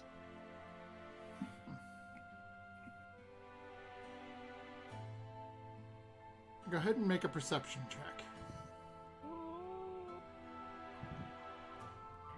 7. Okay. So, as you're looking over again, you're hearing more murmuring than really anything else as you're going through this. And again, you're noticing now basically the furthest 2 that you noticed match the descriptions, the 3rd and 4th seats are now actively looking, and the 4th seat you can see is visibly seems to be getting upset. The defense at this point would like to rest on the charges of theft, and if the plaintiff would like to move on to evidence presented for the several accounts of murder, we would be ready to proceed, as I believe that is now going to become relevant, as if the defense statement were true, there would not need to be the murder of guards. She smiles a bit because she's essentially doing the plaintiff's job for them as kind of a power move, but she's like, I know you were going to say that, so let's move on to the murder part. And as you do that, immediately you get that sort of glare over from that individual. And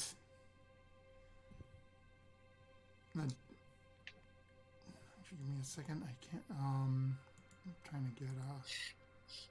They're gonna try and assassinate me. Yeah, a area in the back, or not that area, is slowly sinking down, so her neck is not as best she could without making it look super awkward, because she remembers the darts and the darkness and the the ninjas. And she's like, oh no, are they coming? And so she's sinking down, making herself less of a target. Oh, okay. So as you're doing that, the first thing that and as you say, you ask the John says, we still have some questions for the defendant, and with the permission of the rods, I would seek to ask the defendant to come stand forward, so that I may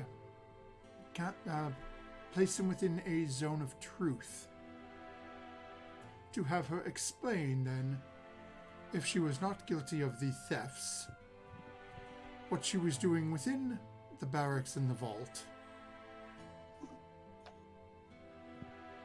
that could have possibly,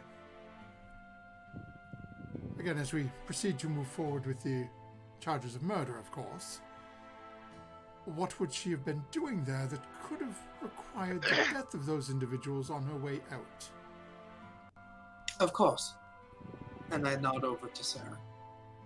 I am going to slowly get up and then, at a snail's pace, begin walking toward the lawyer. And I'm going to make a point to give him like this lady can barely walk, but go ahead with explaining how 6 of your guards just got killed by her. Still going. I'm almost there. I'm gonna gently lean towards the table, catch myself, and then upright myself. Keep going. I'm almost there. Couple more steps. Go ahead and make a performance check. Yeah. I will say that given Murdoch is sort of like gesturing along with it, you do have advantage on the check. Okay. I just look over at Snow. She's so good. She's so good. A performance. Do I get any bardic help? I didn't say that I gave you advantage on the roll. Okay. It's a 9. She's so good. Maybe not. I don't know if that was convincing. As you sort of get up and as you get sort of right in between the two desks, you watch as the lawyer just hold up his hand to you and again starts muttering and going through his incantation. And are you going to attempt to resist the zone of truth, or are you just going to let it? I would like to attempt. Well, no. Mechanically speaking, you can know when somebody resists. Yeah, so you specifically would know this as well because you purchased a drug to dope your party with that had the same effect. So And I cast it on you too. So Yeah. yeah, so you would know Okay. that if you try to resist it and you succeed, he will 1 know you attempted to resist it, and 2 he'll know that you succeeded. Okay, then no, I'm not gonna try resist. Oh, okay. yeah, I coached you on this. I coached you how to talk through. So It only lasts for so long. as you feel the spell take hold, and you watch as he gives it a little bit of a nod. Now, Zone of Truth is a 30-foot radius. So this would be affecting Murdoch and Snowmoon as well as himself. Are you two going to attempt to resist it or no? No. Oh, You guys don't have to talk. No, but he can pull some. Oh, and I'm sorry, it is a 15-foot radius, so it's a 30-foot total. So, let me just... Yeah, it would still hit you, Murdoch. It probably would not hit Snowmoon, as Snowmoon was sort of off to the side of, off to the other side of it, but... Hit me with it. Oh, okay. Hit So- me with your best shot. As it takes effect and the client gives a little nod and says, "Okay, all concerned parties have been affected." Looks down at Sarah. So, I guess the first important question is, why were you in the barracks in the first place? Even if you were not thieving, there is no business for you there. Well, you see, sir, I am very nearsighted. Do you know, my Albert, when I first got my glasses, he told me, Sarah, you're as blind as a bat. Lovely fellow he was, lovely fellow. And the moment I lose these things, I can't see a thing, even with them. I mean, I can hardly see you. But with all of that being said, sir, as you can see, again, very nearsighted, and if I lose these things, I can't see a thing. And luckily, He just sort of holds over. Looks over at Murdoch. Please deal with your client. Again, madam, without the discussion of your lack of vision, what was your purpose upon entering the barracks?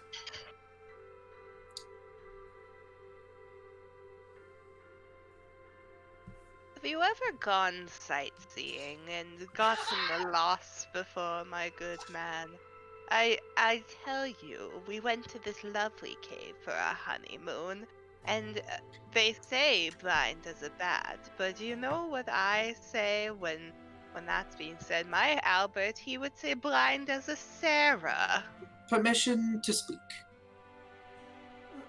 And it looks up at the woman behind who is just sort of rubbing her temple, and looks over.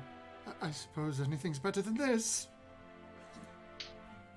I will step up next to this man. Sarah, I believe what you are trying to say. Were you in possession of all of your cognitive senses when you found yourself within the guard barracks? All You of weren't. my Just so you know, that's not a lie. Because you were dead. Yeah, technically you were comatose. You had no idea. Now, mind you, you knew that was the plan, but when you came out of it, think of it like being a baby. You went to sleep at home, you woke up and you're in Target.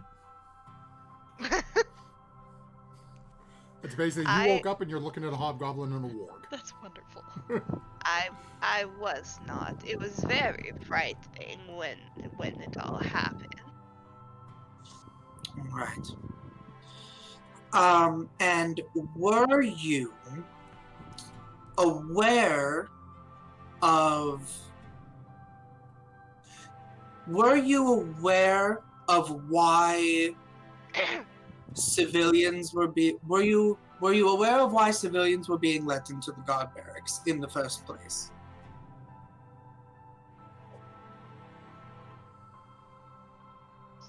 Civilian? I believe there was a cart. Oh.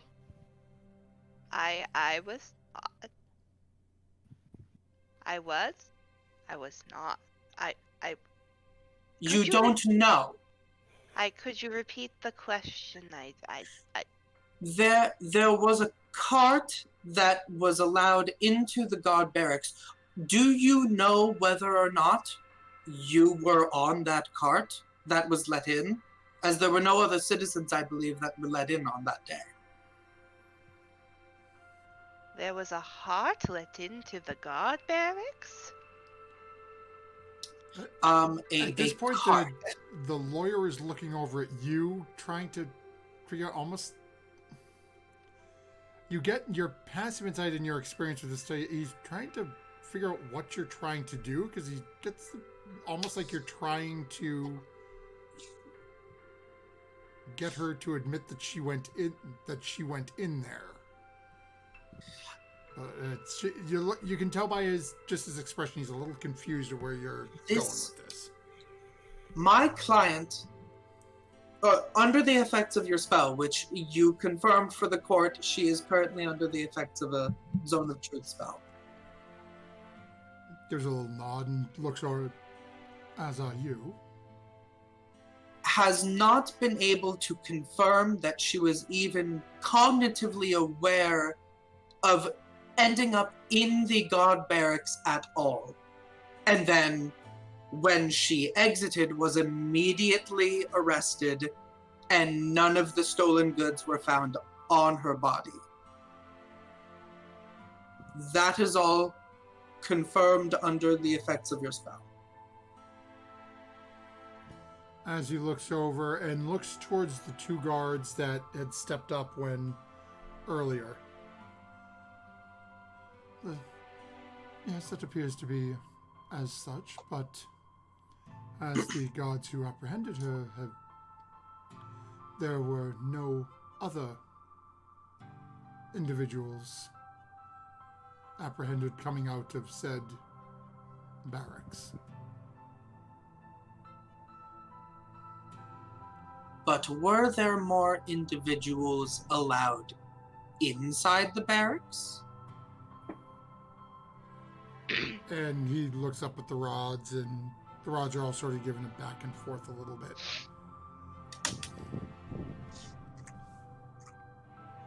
And at this point, you're Murdoch, go ahead and make an intelligence check.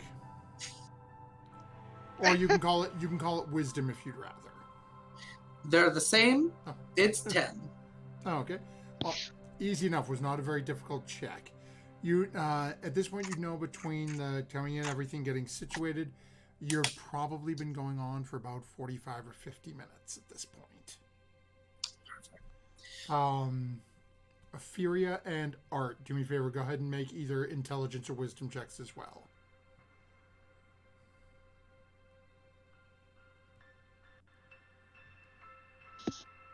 Cat making difficult. I got a 13. But Artemis, I am your familiar. Oh my gosh. You said perception? No, either intelligence or wisdom. Okay.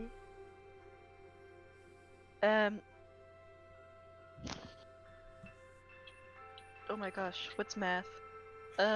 Math is alteration of numbers utilizing different formula. 23. Oh, Jesus. Math Yeah, is so- 23. So you would also both be aware that you guys only have about 10, maybe 15 minutes before that, well, according to your friend, before the effects of that spell run out. Now, you would also know that you guys have one sitting in front of the group, basically in front of all the townsfolk as well. As would you, Murdoch, on the other side. Now, Yeah. Snowmoon, as Murdoch and Sarah going through all this, I want you to go ahead and make a perception check for me. Okay. They're gonna try. It's a 5. I'll say what now? 5. Okay. So that you can definitely see that these individuals are starting to get a little bit more, I guess I'll say, anxious and uptight. Okay. And Murdoch came out from behind the table, right, and approached Sarah? Yeah, so basically there are two desks. There's about a 15-foot gap between them. So so it's literally, there's a central aisle and the two desks are on either side. Sarah came into the middle and had you heard him say they were casting Zone of Truth. And then Murdoch sort of came over a little closer and is sort of standing sort of right in the middle of the aisle, a couple of feet away from Sarah, but seems to have sort of taken over the plaintiff's line of questioning. Yeah. Okay. And the plaintiff seems, again, for you, even with your passive insight, you seem like this kid seems like he's a little out of his depth. Especially as you're watching Murdoch just sort of walk all over him. It's... Why don't you ask my client the question that everyone is interested in knowing? Whether or not she killed 5 members of the Secomber City Guard. 6 members of the Secomber City Guard. As he looks over at you and gives a little bit of smirk, I believe I will. So, miss, how did 6 members of our guards end up dead?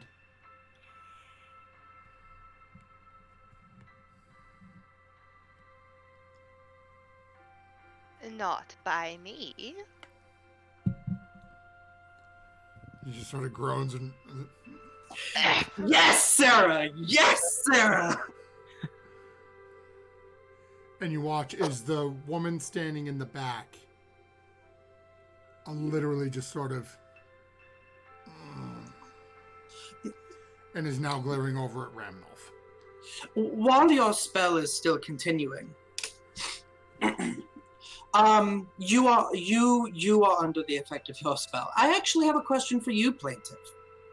I know this is a little bit unorthodox, but I made a quite bold claim at the beginning of this court case. Now, did you see the bodies personally? As you say that, his eyes go wide. Lord, no, it's not my job. All right. As he says it, he's like, I'm okay. Can you point out who you said that you had a witness that saw the bodies? Yes, it was. And starts looking around. Damnable field. He looks up at one of the rods, individual in the sixth seat, one of the 5 that you had noticed. Apologies, I cannot. The guard who came forward with the bodies, I can't see beyond the field. That's perfectly fine, but they told you about the bodies, yes, so that you could make your case? Yes, we were advised that 6 members of the guards were killed. All right. And that they had Could you... the woman walking out, and as they left with her and went in, bodies. Could you give the names of those gods? The actual names of those gods? I'm sure, and he gestures up at the rod in the 6th seat. No, I'm sorry. You're the one who is pleading this case, are you not? No, I was the... And he sort of looks down and gives a sort of a sheepish sort of grin up at you. In situations where the city is charging a trial, the ones presenting the case are chosen by Chit, pulled out of a vase by a child. I will make this much more simple. We are both under the effects of your spell. You have already said it to the court. I have not produced any spell of mine own, so we know that what you are saying is true. We know that what I am saying is true. Are the bodies actual members of the Secomber City Guard? As he looks over and looks at the group and looks at you and looks up at the rods. Yes, why would they not be? Because I believe those gods were the ones that were appointed by the new rods of justice. Would it be possible that those rods of justice that have been appointed after the bodies were brought in from outside of the city where I believe there is a tithe paid to a hobgoblin clan, is it not possible that said rods, and therefore said guards, though officially appointed, were in fact not originally citizens of Secomber? They are guards, but were those guards citizens of Secomber? Yes or no? You can start to see wheels turning, and now there are more murmurs coming from behind you. As now the crowd in the background is really starting to sort of get, basically you've just, everyone's got a tinfoil hat now. Everyone in this room that's within the city is now talking their own conspiracy theories in the background. The city that instilled a new tax but keeps that tax in the same place as the tithe, that is only watched over by the guards that were appointed by the new rods of justice. The same gold that if one is not able to pay the tithe, that citizen is ejected from the city entirely, after all of their possessions are collected and also added into the same vault. But then none of that gold seems to be paid towards the city. As he's looking, and now you can see he is starting to, like, he's got that same sort of almost dumbfounded, like, wheel spinning look on his face. Snowmoon, Murdoch, and Sarah, what is your passive perception? 11. 12. 12 for me as well.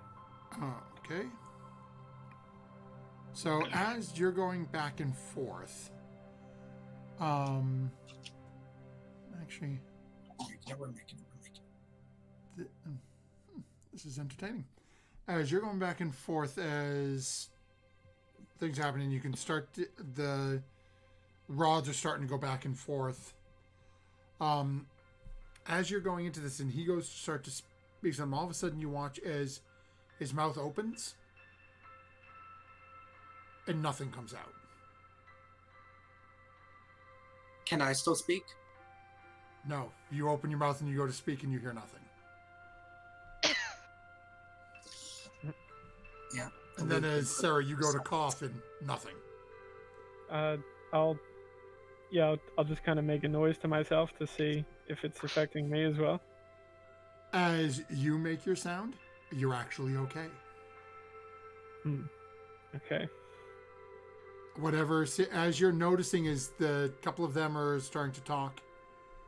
And as you're all watching, the rod in the center is now up and looking, is literally looking around in a panic. And then takes about 5 or 10 feet step backwards. And all of a sudden, Snowmoon, you, basically everyone except for the couple of them right in the middle, starts to hear her screaming out, Guards, quickly, someone has cast a spell within here. This was not approved by us. and you see the couple of guards that were over to the side by Ralph come running up behind the rods. The doors behind them slam shut, and there are 2 guards standing behind the rods now. Other 2 come running down. Sarah, you're not unmanacled. Murdoch is with motioning for you to come off the stand. I begin walking off of the stand. Slow. I do the granny shuffle. Because we're still under the effects of the zone of truth, but we need to. Murdoch is trying to gesture for us to get out of the bubble, the entire bubble. Yeah. So as you're starting to do that, the person you were just speaking with is sort of not beside you, is like gesturing towards Sarah to come along. Really isn't sure what's going on, and again, you guys can see panic outside because you're watching the rods and you see this woman back, and you can see her arms flailing around, but you're not hearing anything. Can I get Sarah out of the bubble? Oh yeah, it's all based on you and Sarah. How quick is Sarah moving? If Sarah's doing that too. Let's just say I'm gonna cut my usual 30 feet in half, so 15. Okay. So you can basically it'll take you we'll call it would take you about 2 turns or about 12 seconds for you, and unless you and this other individual literally hoist her and carry her like a sack of potatoes. If you're letting her walk, it's going to take you a couple of seconds to get out of this thing. Grammy, carry Grammy. No, I'm just walking and I'm going until I can hear myself. So I'm gonna get up from my chair and to the where the table ends, but I don't want to cross the threshold of the table because I don't know exactly. I know I'm not affected by it, so I don't want to get closer in that direction. I just want to be clear of the table. Yep. So as you step up and you're now outside the table. So basically, there's about a 15-foot space between you and where you can see this other lawyer, Murdoch, and Sarah, sort of starting down this middle row, heading towards again, sort of this kaleidoscope view. Mm-hmm. Go ahead and make one more perception check. As the 2 of them or the 3 of them are sort of backing out. Okay. This is where it gets interesting. Let's say 14. Okay. They're bringing So out the dancing lobsters. As you're noticing this, you can see that the woman in the middle, who's been now shouting for the guards, Ramnolf has come up and has started to talk with her about something. Okay. At this distance, you can't hear what they're saying. There's this very sort of hushed conversation as the group of the rods now are all sort of clustering in towards the middle. Yeah, so I'll just stay where I am, kind of anticipating Sarah and Murdoch trying to head in my direction, I think. So. Oh, okay. So, Sarah before we jump back over to you guys, as you guys are moving towards, Furia and Artemis, what would the 2 of you be doing? So, how much of this can we, Basically- something is going wrong? Is it evident that Oh yeah, you something can is- tell something is definitely going wrong as you were hearing Murdoch and this individual talking, and then all of a sudden, nothing. And then you watched as sort of this blurry image started basically almost power walking backwards and then started screaming for guards about hostile magic. All right, and I'm not sure exactly what's going on, what happened. It's still a little bit blurry. Would I know what time it is? How close we are? Is it like the witching hour? At this point, your best guess at this point is probably about 5 minutes or so. It's almost there, but it's not quite.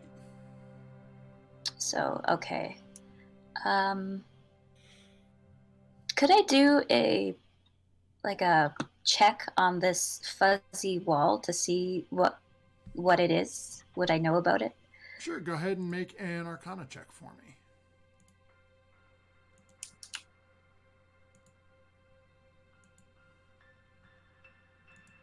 Ooh, that's a 9. Okay. So, as you're looking at it, the best thing that you can, let's see, and actually, what level spells can you guys cast up to right now? Third. Level. Okay, let me just take a look real quick here. We are going to do it. Justice is going to prevail. So the closest thing that this puts you in mind of is you've heard of some spells that actually I think even you, no, that's wizard and okay, so so the closest thing that you can think of is something that actually you have the ability to do, which is Wall of Water.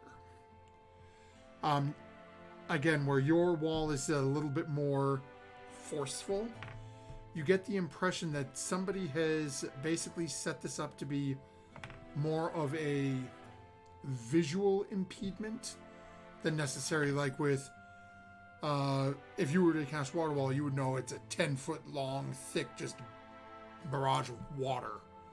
Preventing movement, potentially doing damage. This is just impeding the view. So you think people shouldn't have a problem moving through it. But again, you're not 100% sure, as at least at your current the current level of your ability, the only wall that you can currently summon is made out of water, and you know that would knock some people around a bit. Right, and this is just standing there. Yeah. Seeing as how there's this weird silence, I would like to attempt to dispel magic on it. Oh, See if it goes through the wall as a test. This is verbal and somatic. Okay, well, you're noticing that all of the people around you are still talking. Right, but I know only that people who stop. It's literally Murdoch and this individual were stopped mid-conversation, but you can see Murdoch's mouth is still moving. This individual's moving. Sarah is hobbling forward. right, but they're shouting about spells. Yep. And I know that there's people just like weird. So it's a test to see if I can cast a spell through this veil thing, as well as maybe it will fix whatever's going on down there. I can't quite see. Okay. At third level. That's Okay. the highest that can go. So this is going to require you to make a roll. So I need you to Alright. roll a basically roll your spellcaster modifier. This is a wisdom check for.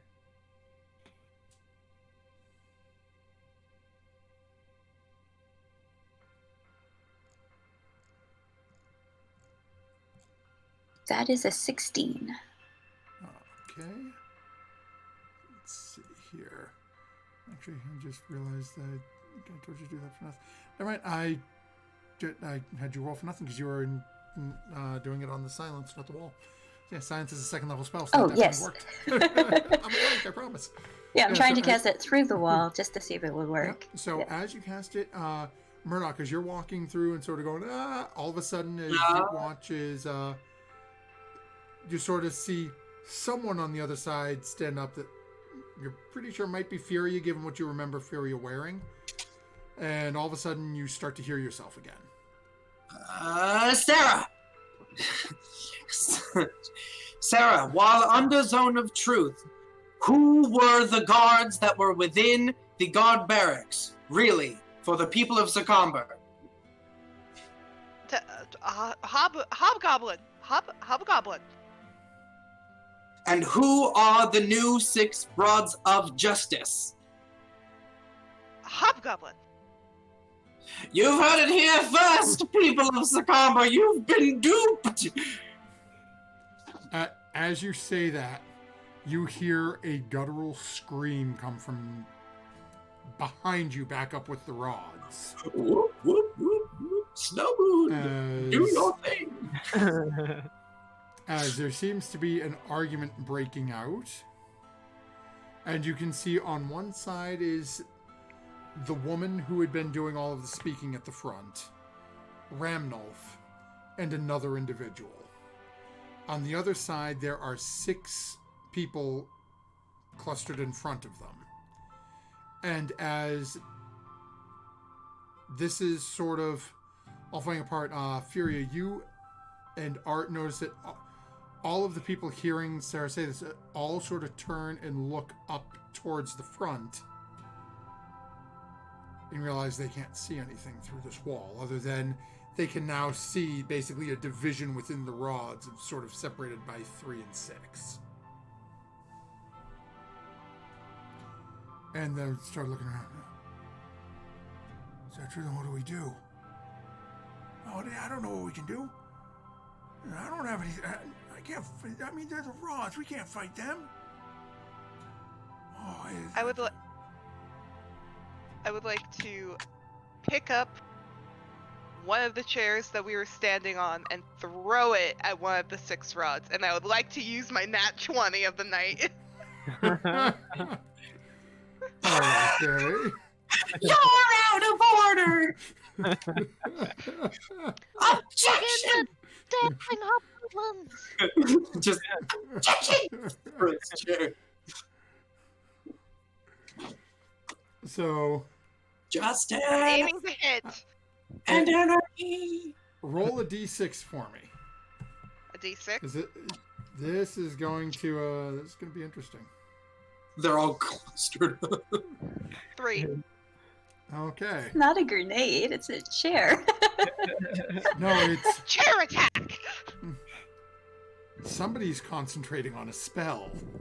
Uh, Depending on who she hits, Ooh. spell may or may not be dropped. Did she hit I- the right one? 3. Okay. So roll 2d4. You hit the Plus one it- that's coming. She hit Well, somebody at for the moment. We're damage, going to yeah. find out who she hit, but she's going to roll 2d4.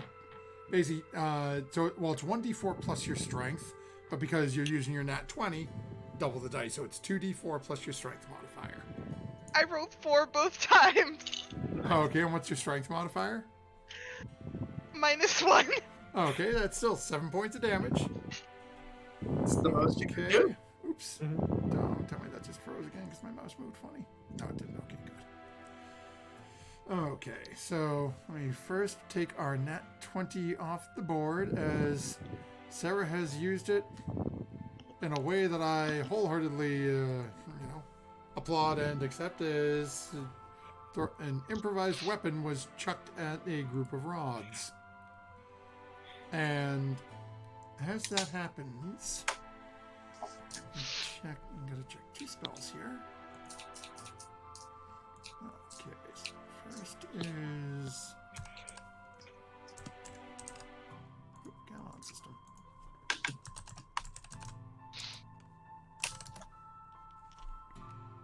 Okay.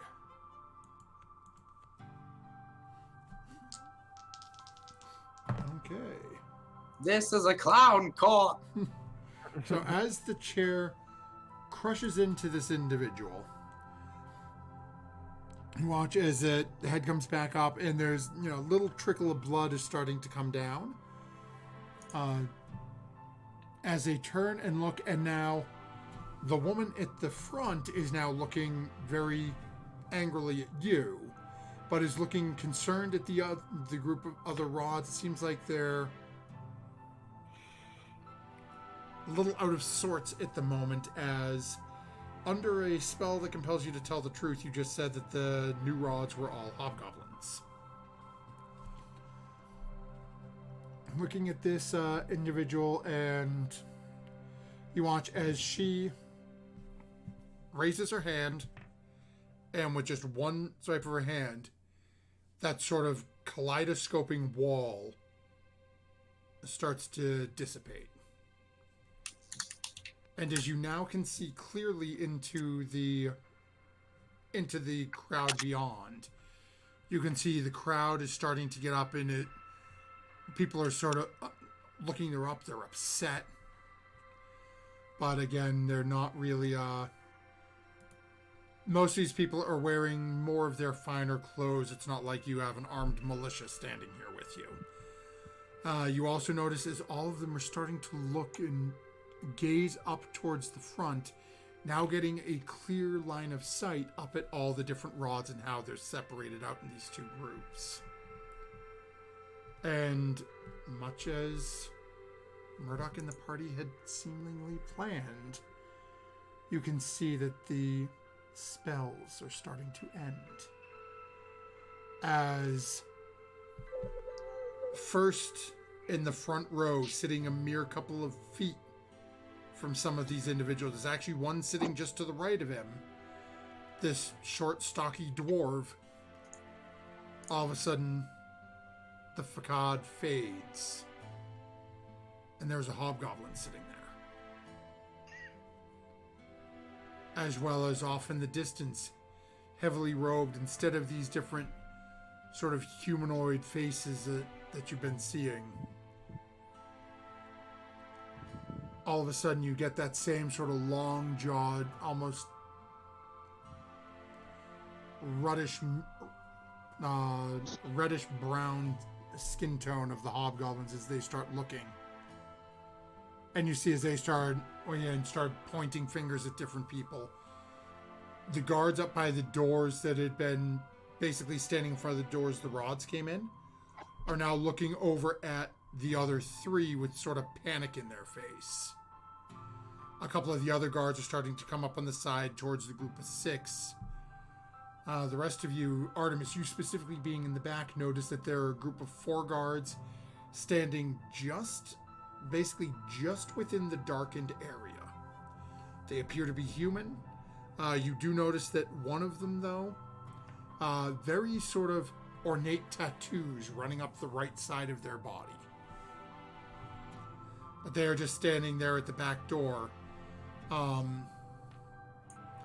Again, very sort of Caesar at the Senate. They're not letting people out. Can I start a rumor? You can certainly try. Or at least seed an idea in the crowd? I'm gonna whisper, like, very firmly to my neighbor. This never would have happened if the Lord's Alliance was here.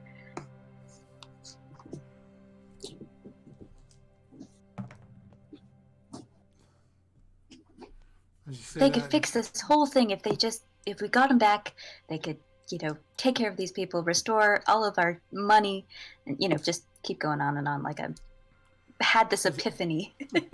I just start saying that as other people started looking around it. All of a sudden, one of them comes over, sort of grabs your head and sort of pulls you down a little towards him and away from the thing. Yeah, but how do we get out of here? How do we get a message to him? I mean, they got guards at the door. If any of us try to leave, they're just going to kill us. I mean, who knows which side they're on, right? I mean, look at that. It's 3 versus 6. You think they're going to win? And any of us know about it. I heard they're on their way. I heard somebody went and got them. We just have to get out of here. I'm sure I could figure it out.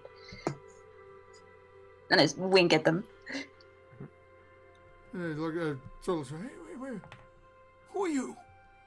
I don't know you. He starts it, and you watch his eyes get a little. So it's backing away a little bit. You might be with them. You could be setting me up. You could be with them. I'm here to help. And all of a sudden, there's 2 or 3 people who had been having this conversation.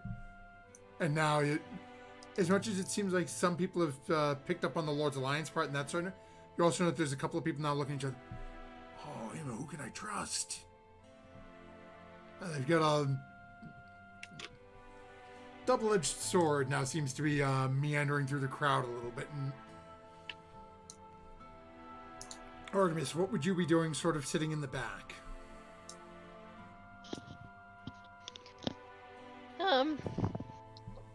If I'm gonna be honest, deciding what to do with the guards. Okay, so Artemis is sort of focused on the guards in the back at the moment. Have there been anyone kind of attempting to go close to the guards, or they're just like, nah, son, I'm not gonna go near that? It seems like most of the individuals here, I mean, as you're really getting a look at them, no one really brought anything in with them. As you're looking around, these are people, you might see a coin purse or 2 if you're, been hanging out with Sarah a little too much. But you're not seeing, like, any weapons or anything like that. And given the fact that these guards literally sort of created almost like a human chain, just 4 wide right across the, where you would normally head to get to the front door, it seems like the majority of these people are just staying to wait and see what happens. Oh boy.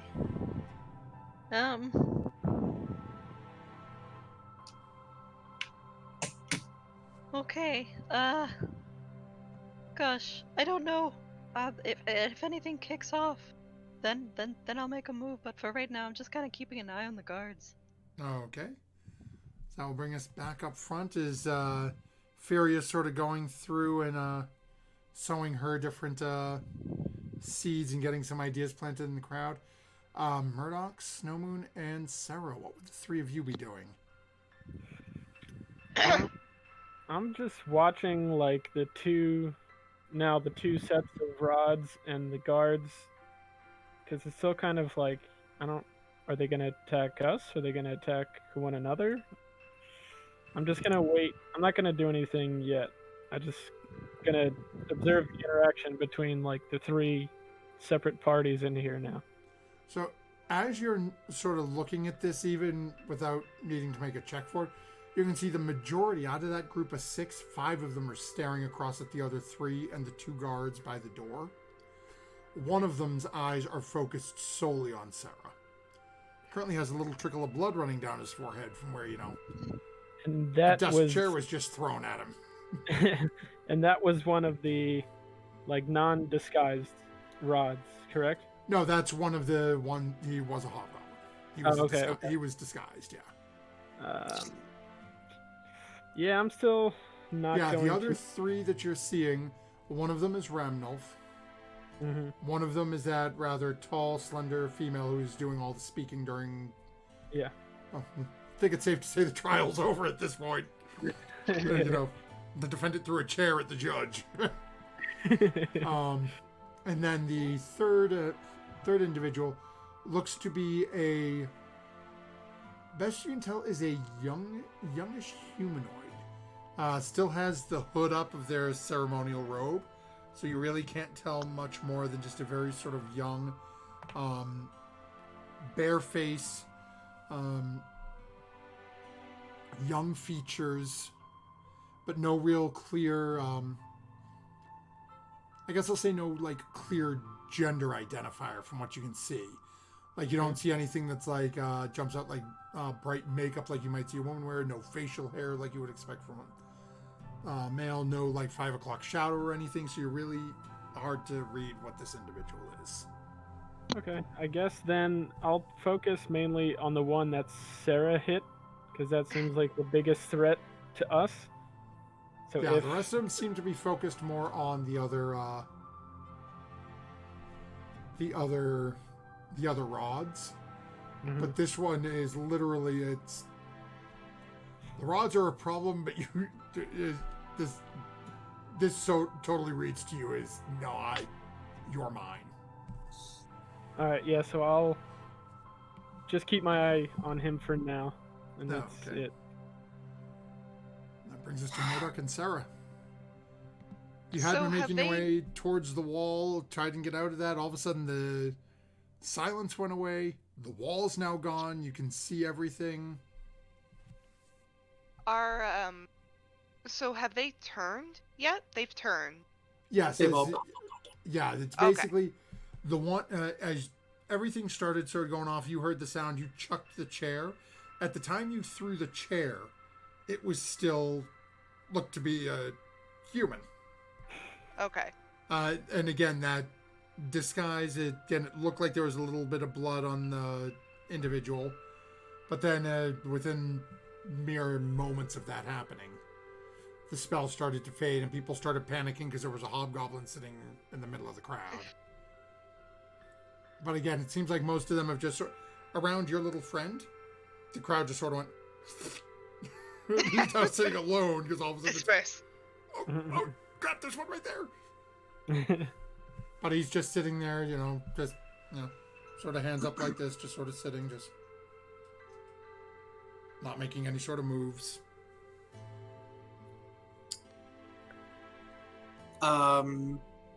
I mean, Murdoch would tell our allied hobgoblin to keep the civilians safe, because I want them to like him. And he's gonna look over at you. Get him out. Go through the guards. If you can get them out safely, it will put you in a very, very, very good position with them. He looks in and gives a little bit of a nod. Prove yourself to me. Can I see Artemis from here? Artemis is still sitting in the far back, so you sort of can see that little sort of shock, pinkish hair in the back, but it's not like you guys really have eye contact.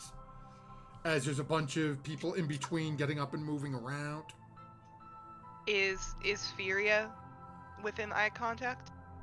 Yeah, Furia was sitting right on the edge of the row, and has sort of been talking with you. But again, I'll say, Furia, go ahead, both of you go ahead and make perception checks. Let's see, it's sort of, you can see Furia as Furia's looking around, but you can see she's actively talking and turning, looking different ways, talking to people. 14.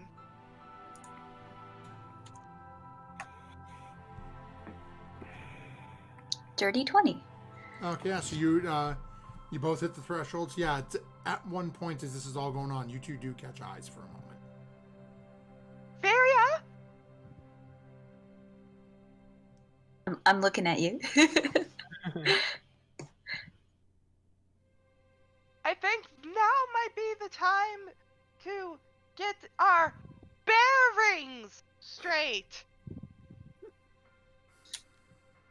It's been really fun, guys. I sort of squint my eyes and like, huh? And I'm gonna stand up and I'm going to just casually walk about 10 feet towards the rear. And I would like to use Druidcraft to relight the torches that have gone out. Oh, okay. Because, it's so dark back here. Oh, she can't see her bearings. Yeah. I'm just gonna, see what's going on back here. There's all these menacing guards, but yeah. So start. As you take a couple of steps and you start casting it, what are the components for Druidcraft? Is that? It's verbal and somatic. Okay. So as you start casting it, you notice that one of the guards immediately reaches down and gets his hand on his weapon and starts pulling his sword a little bit out of the sheath. As he watches one of the torches lights up beside him. Just sort of puts his back down. So, who you with? Myself? That doesn't tell me anything. I am me. I'm with me. I thought it was a little dark. Right. Well, if you want, go ahead and light the others. We can use the light back here. I go ahead and Druidcraft the other lights on. They're all so confused because no one's fighting. And as the lights go on,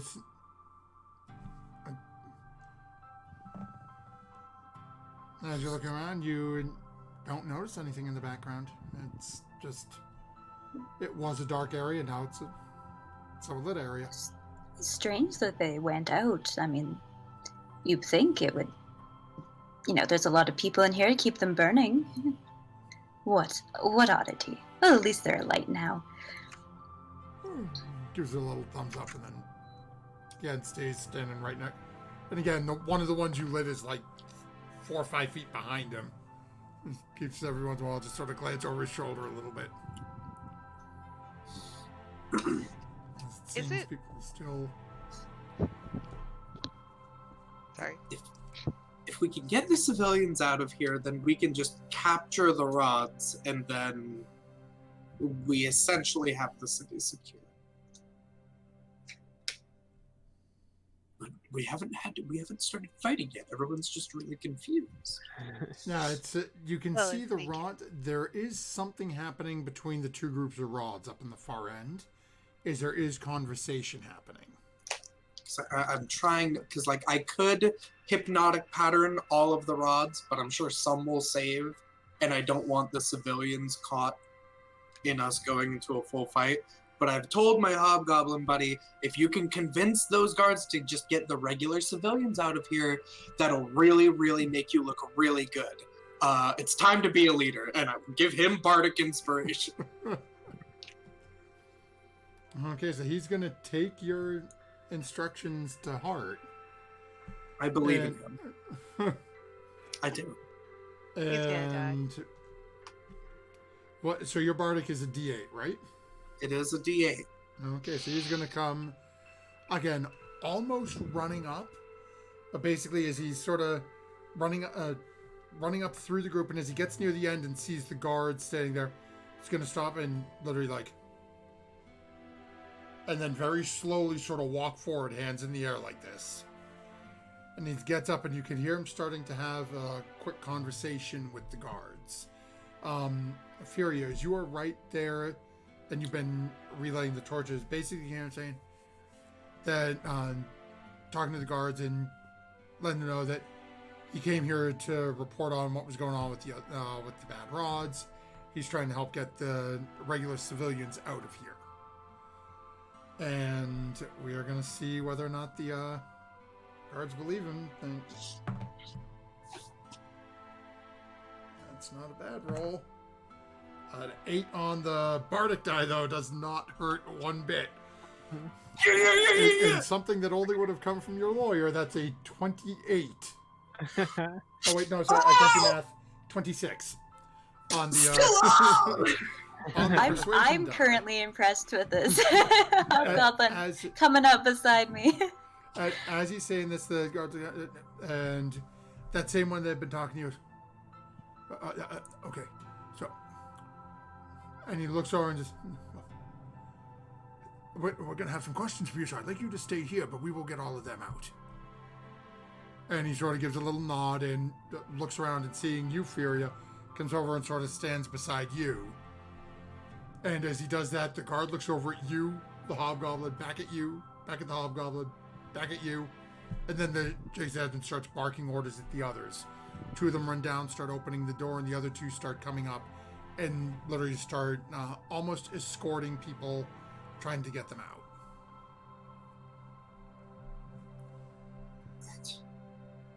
Now we just need to capture the rods. And as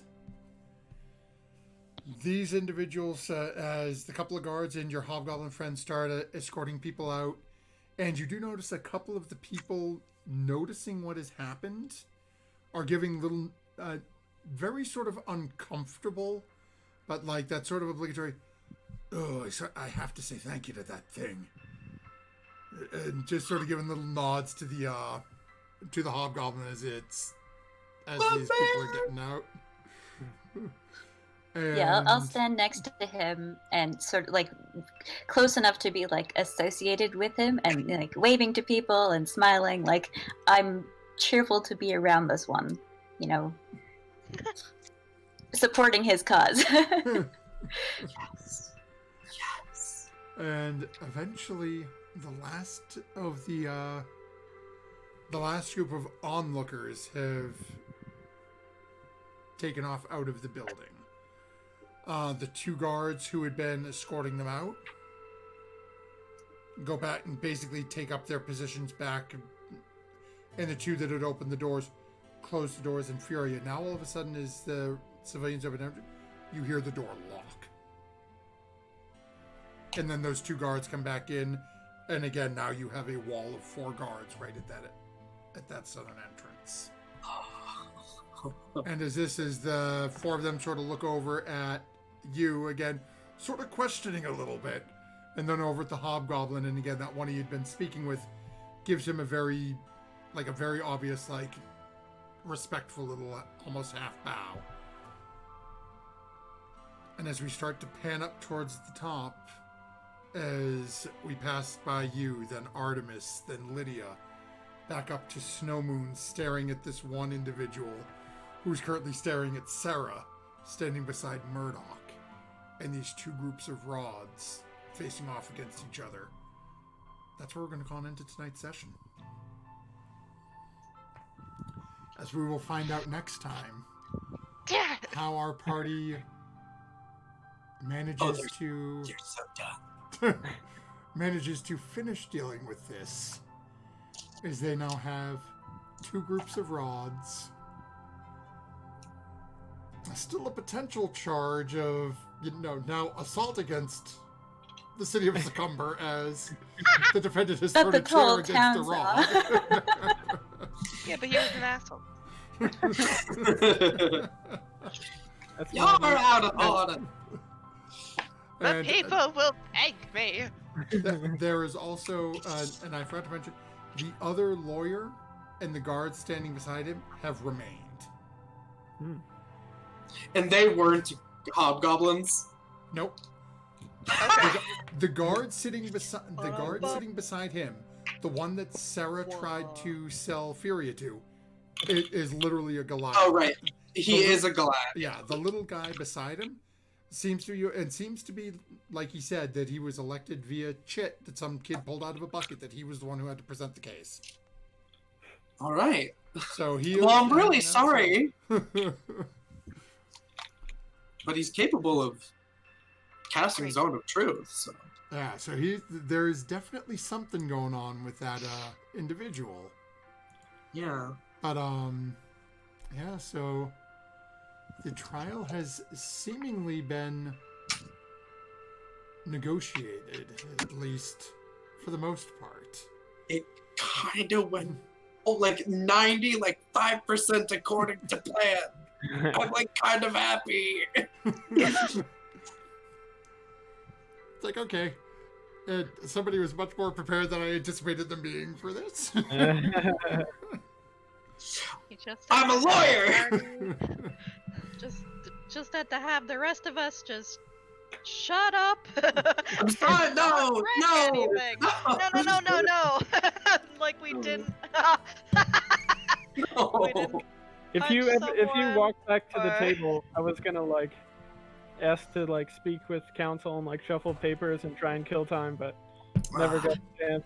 I mean, I thought that they were going to turn this into an encounter, so I didn't want all of you near me because I figured whatever they did would, like the silence spell.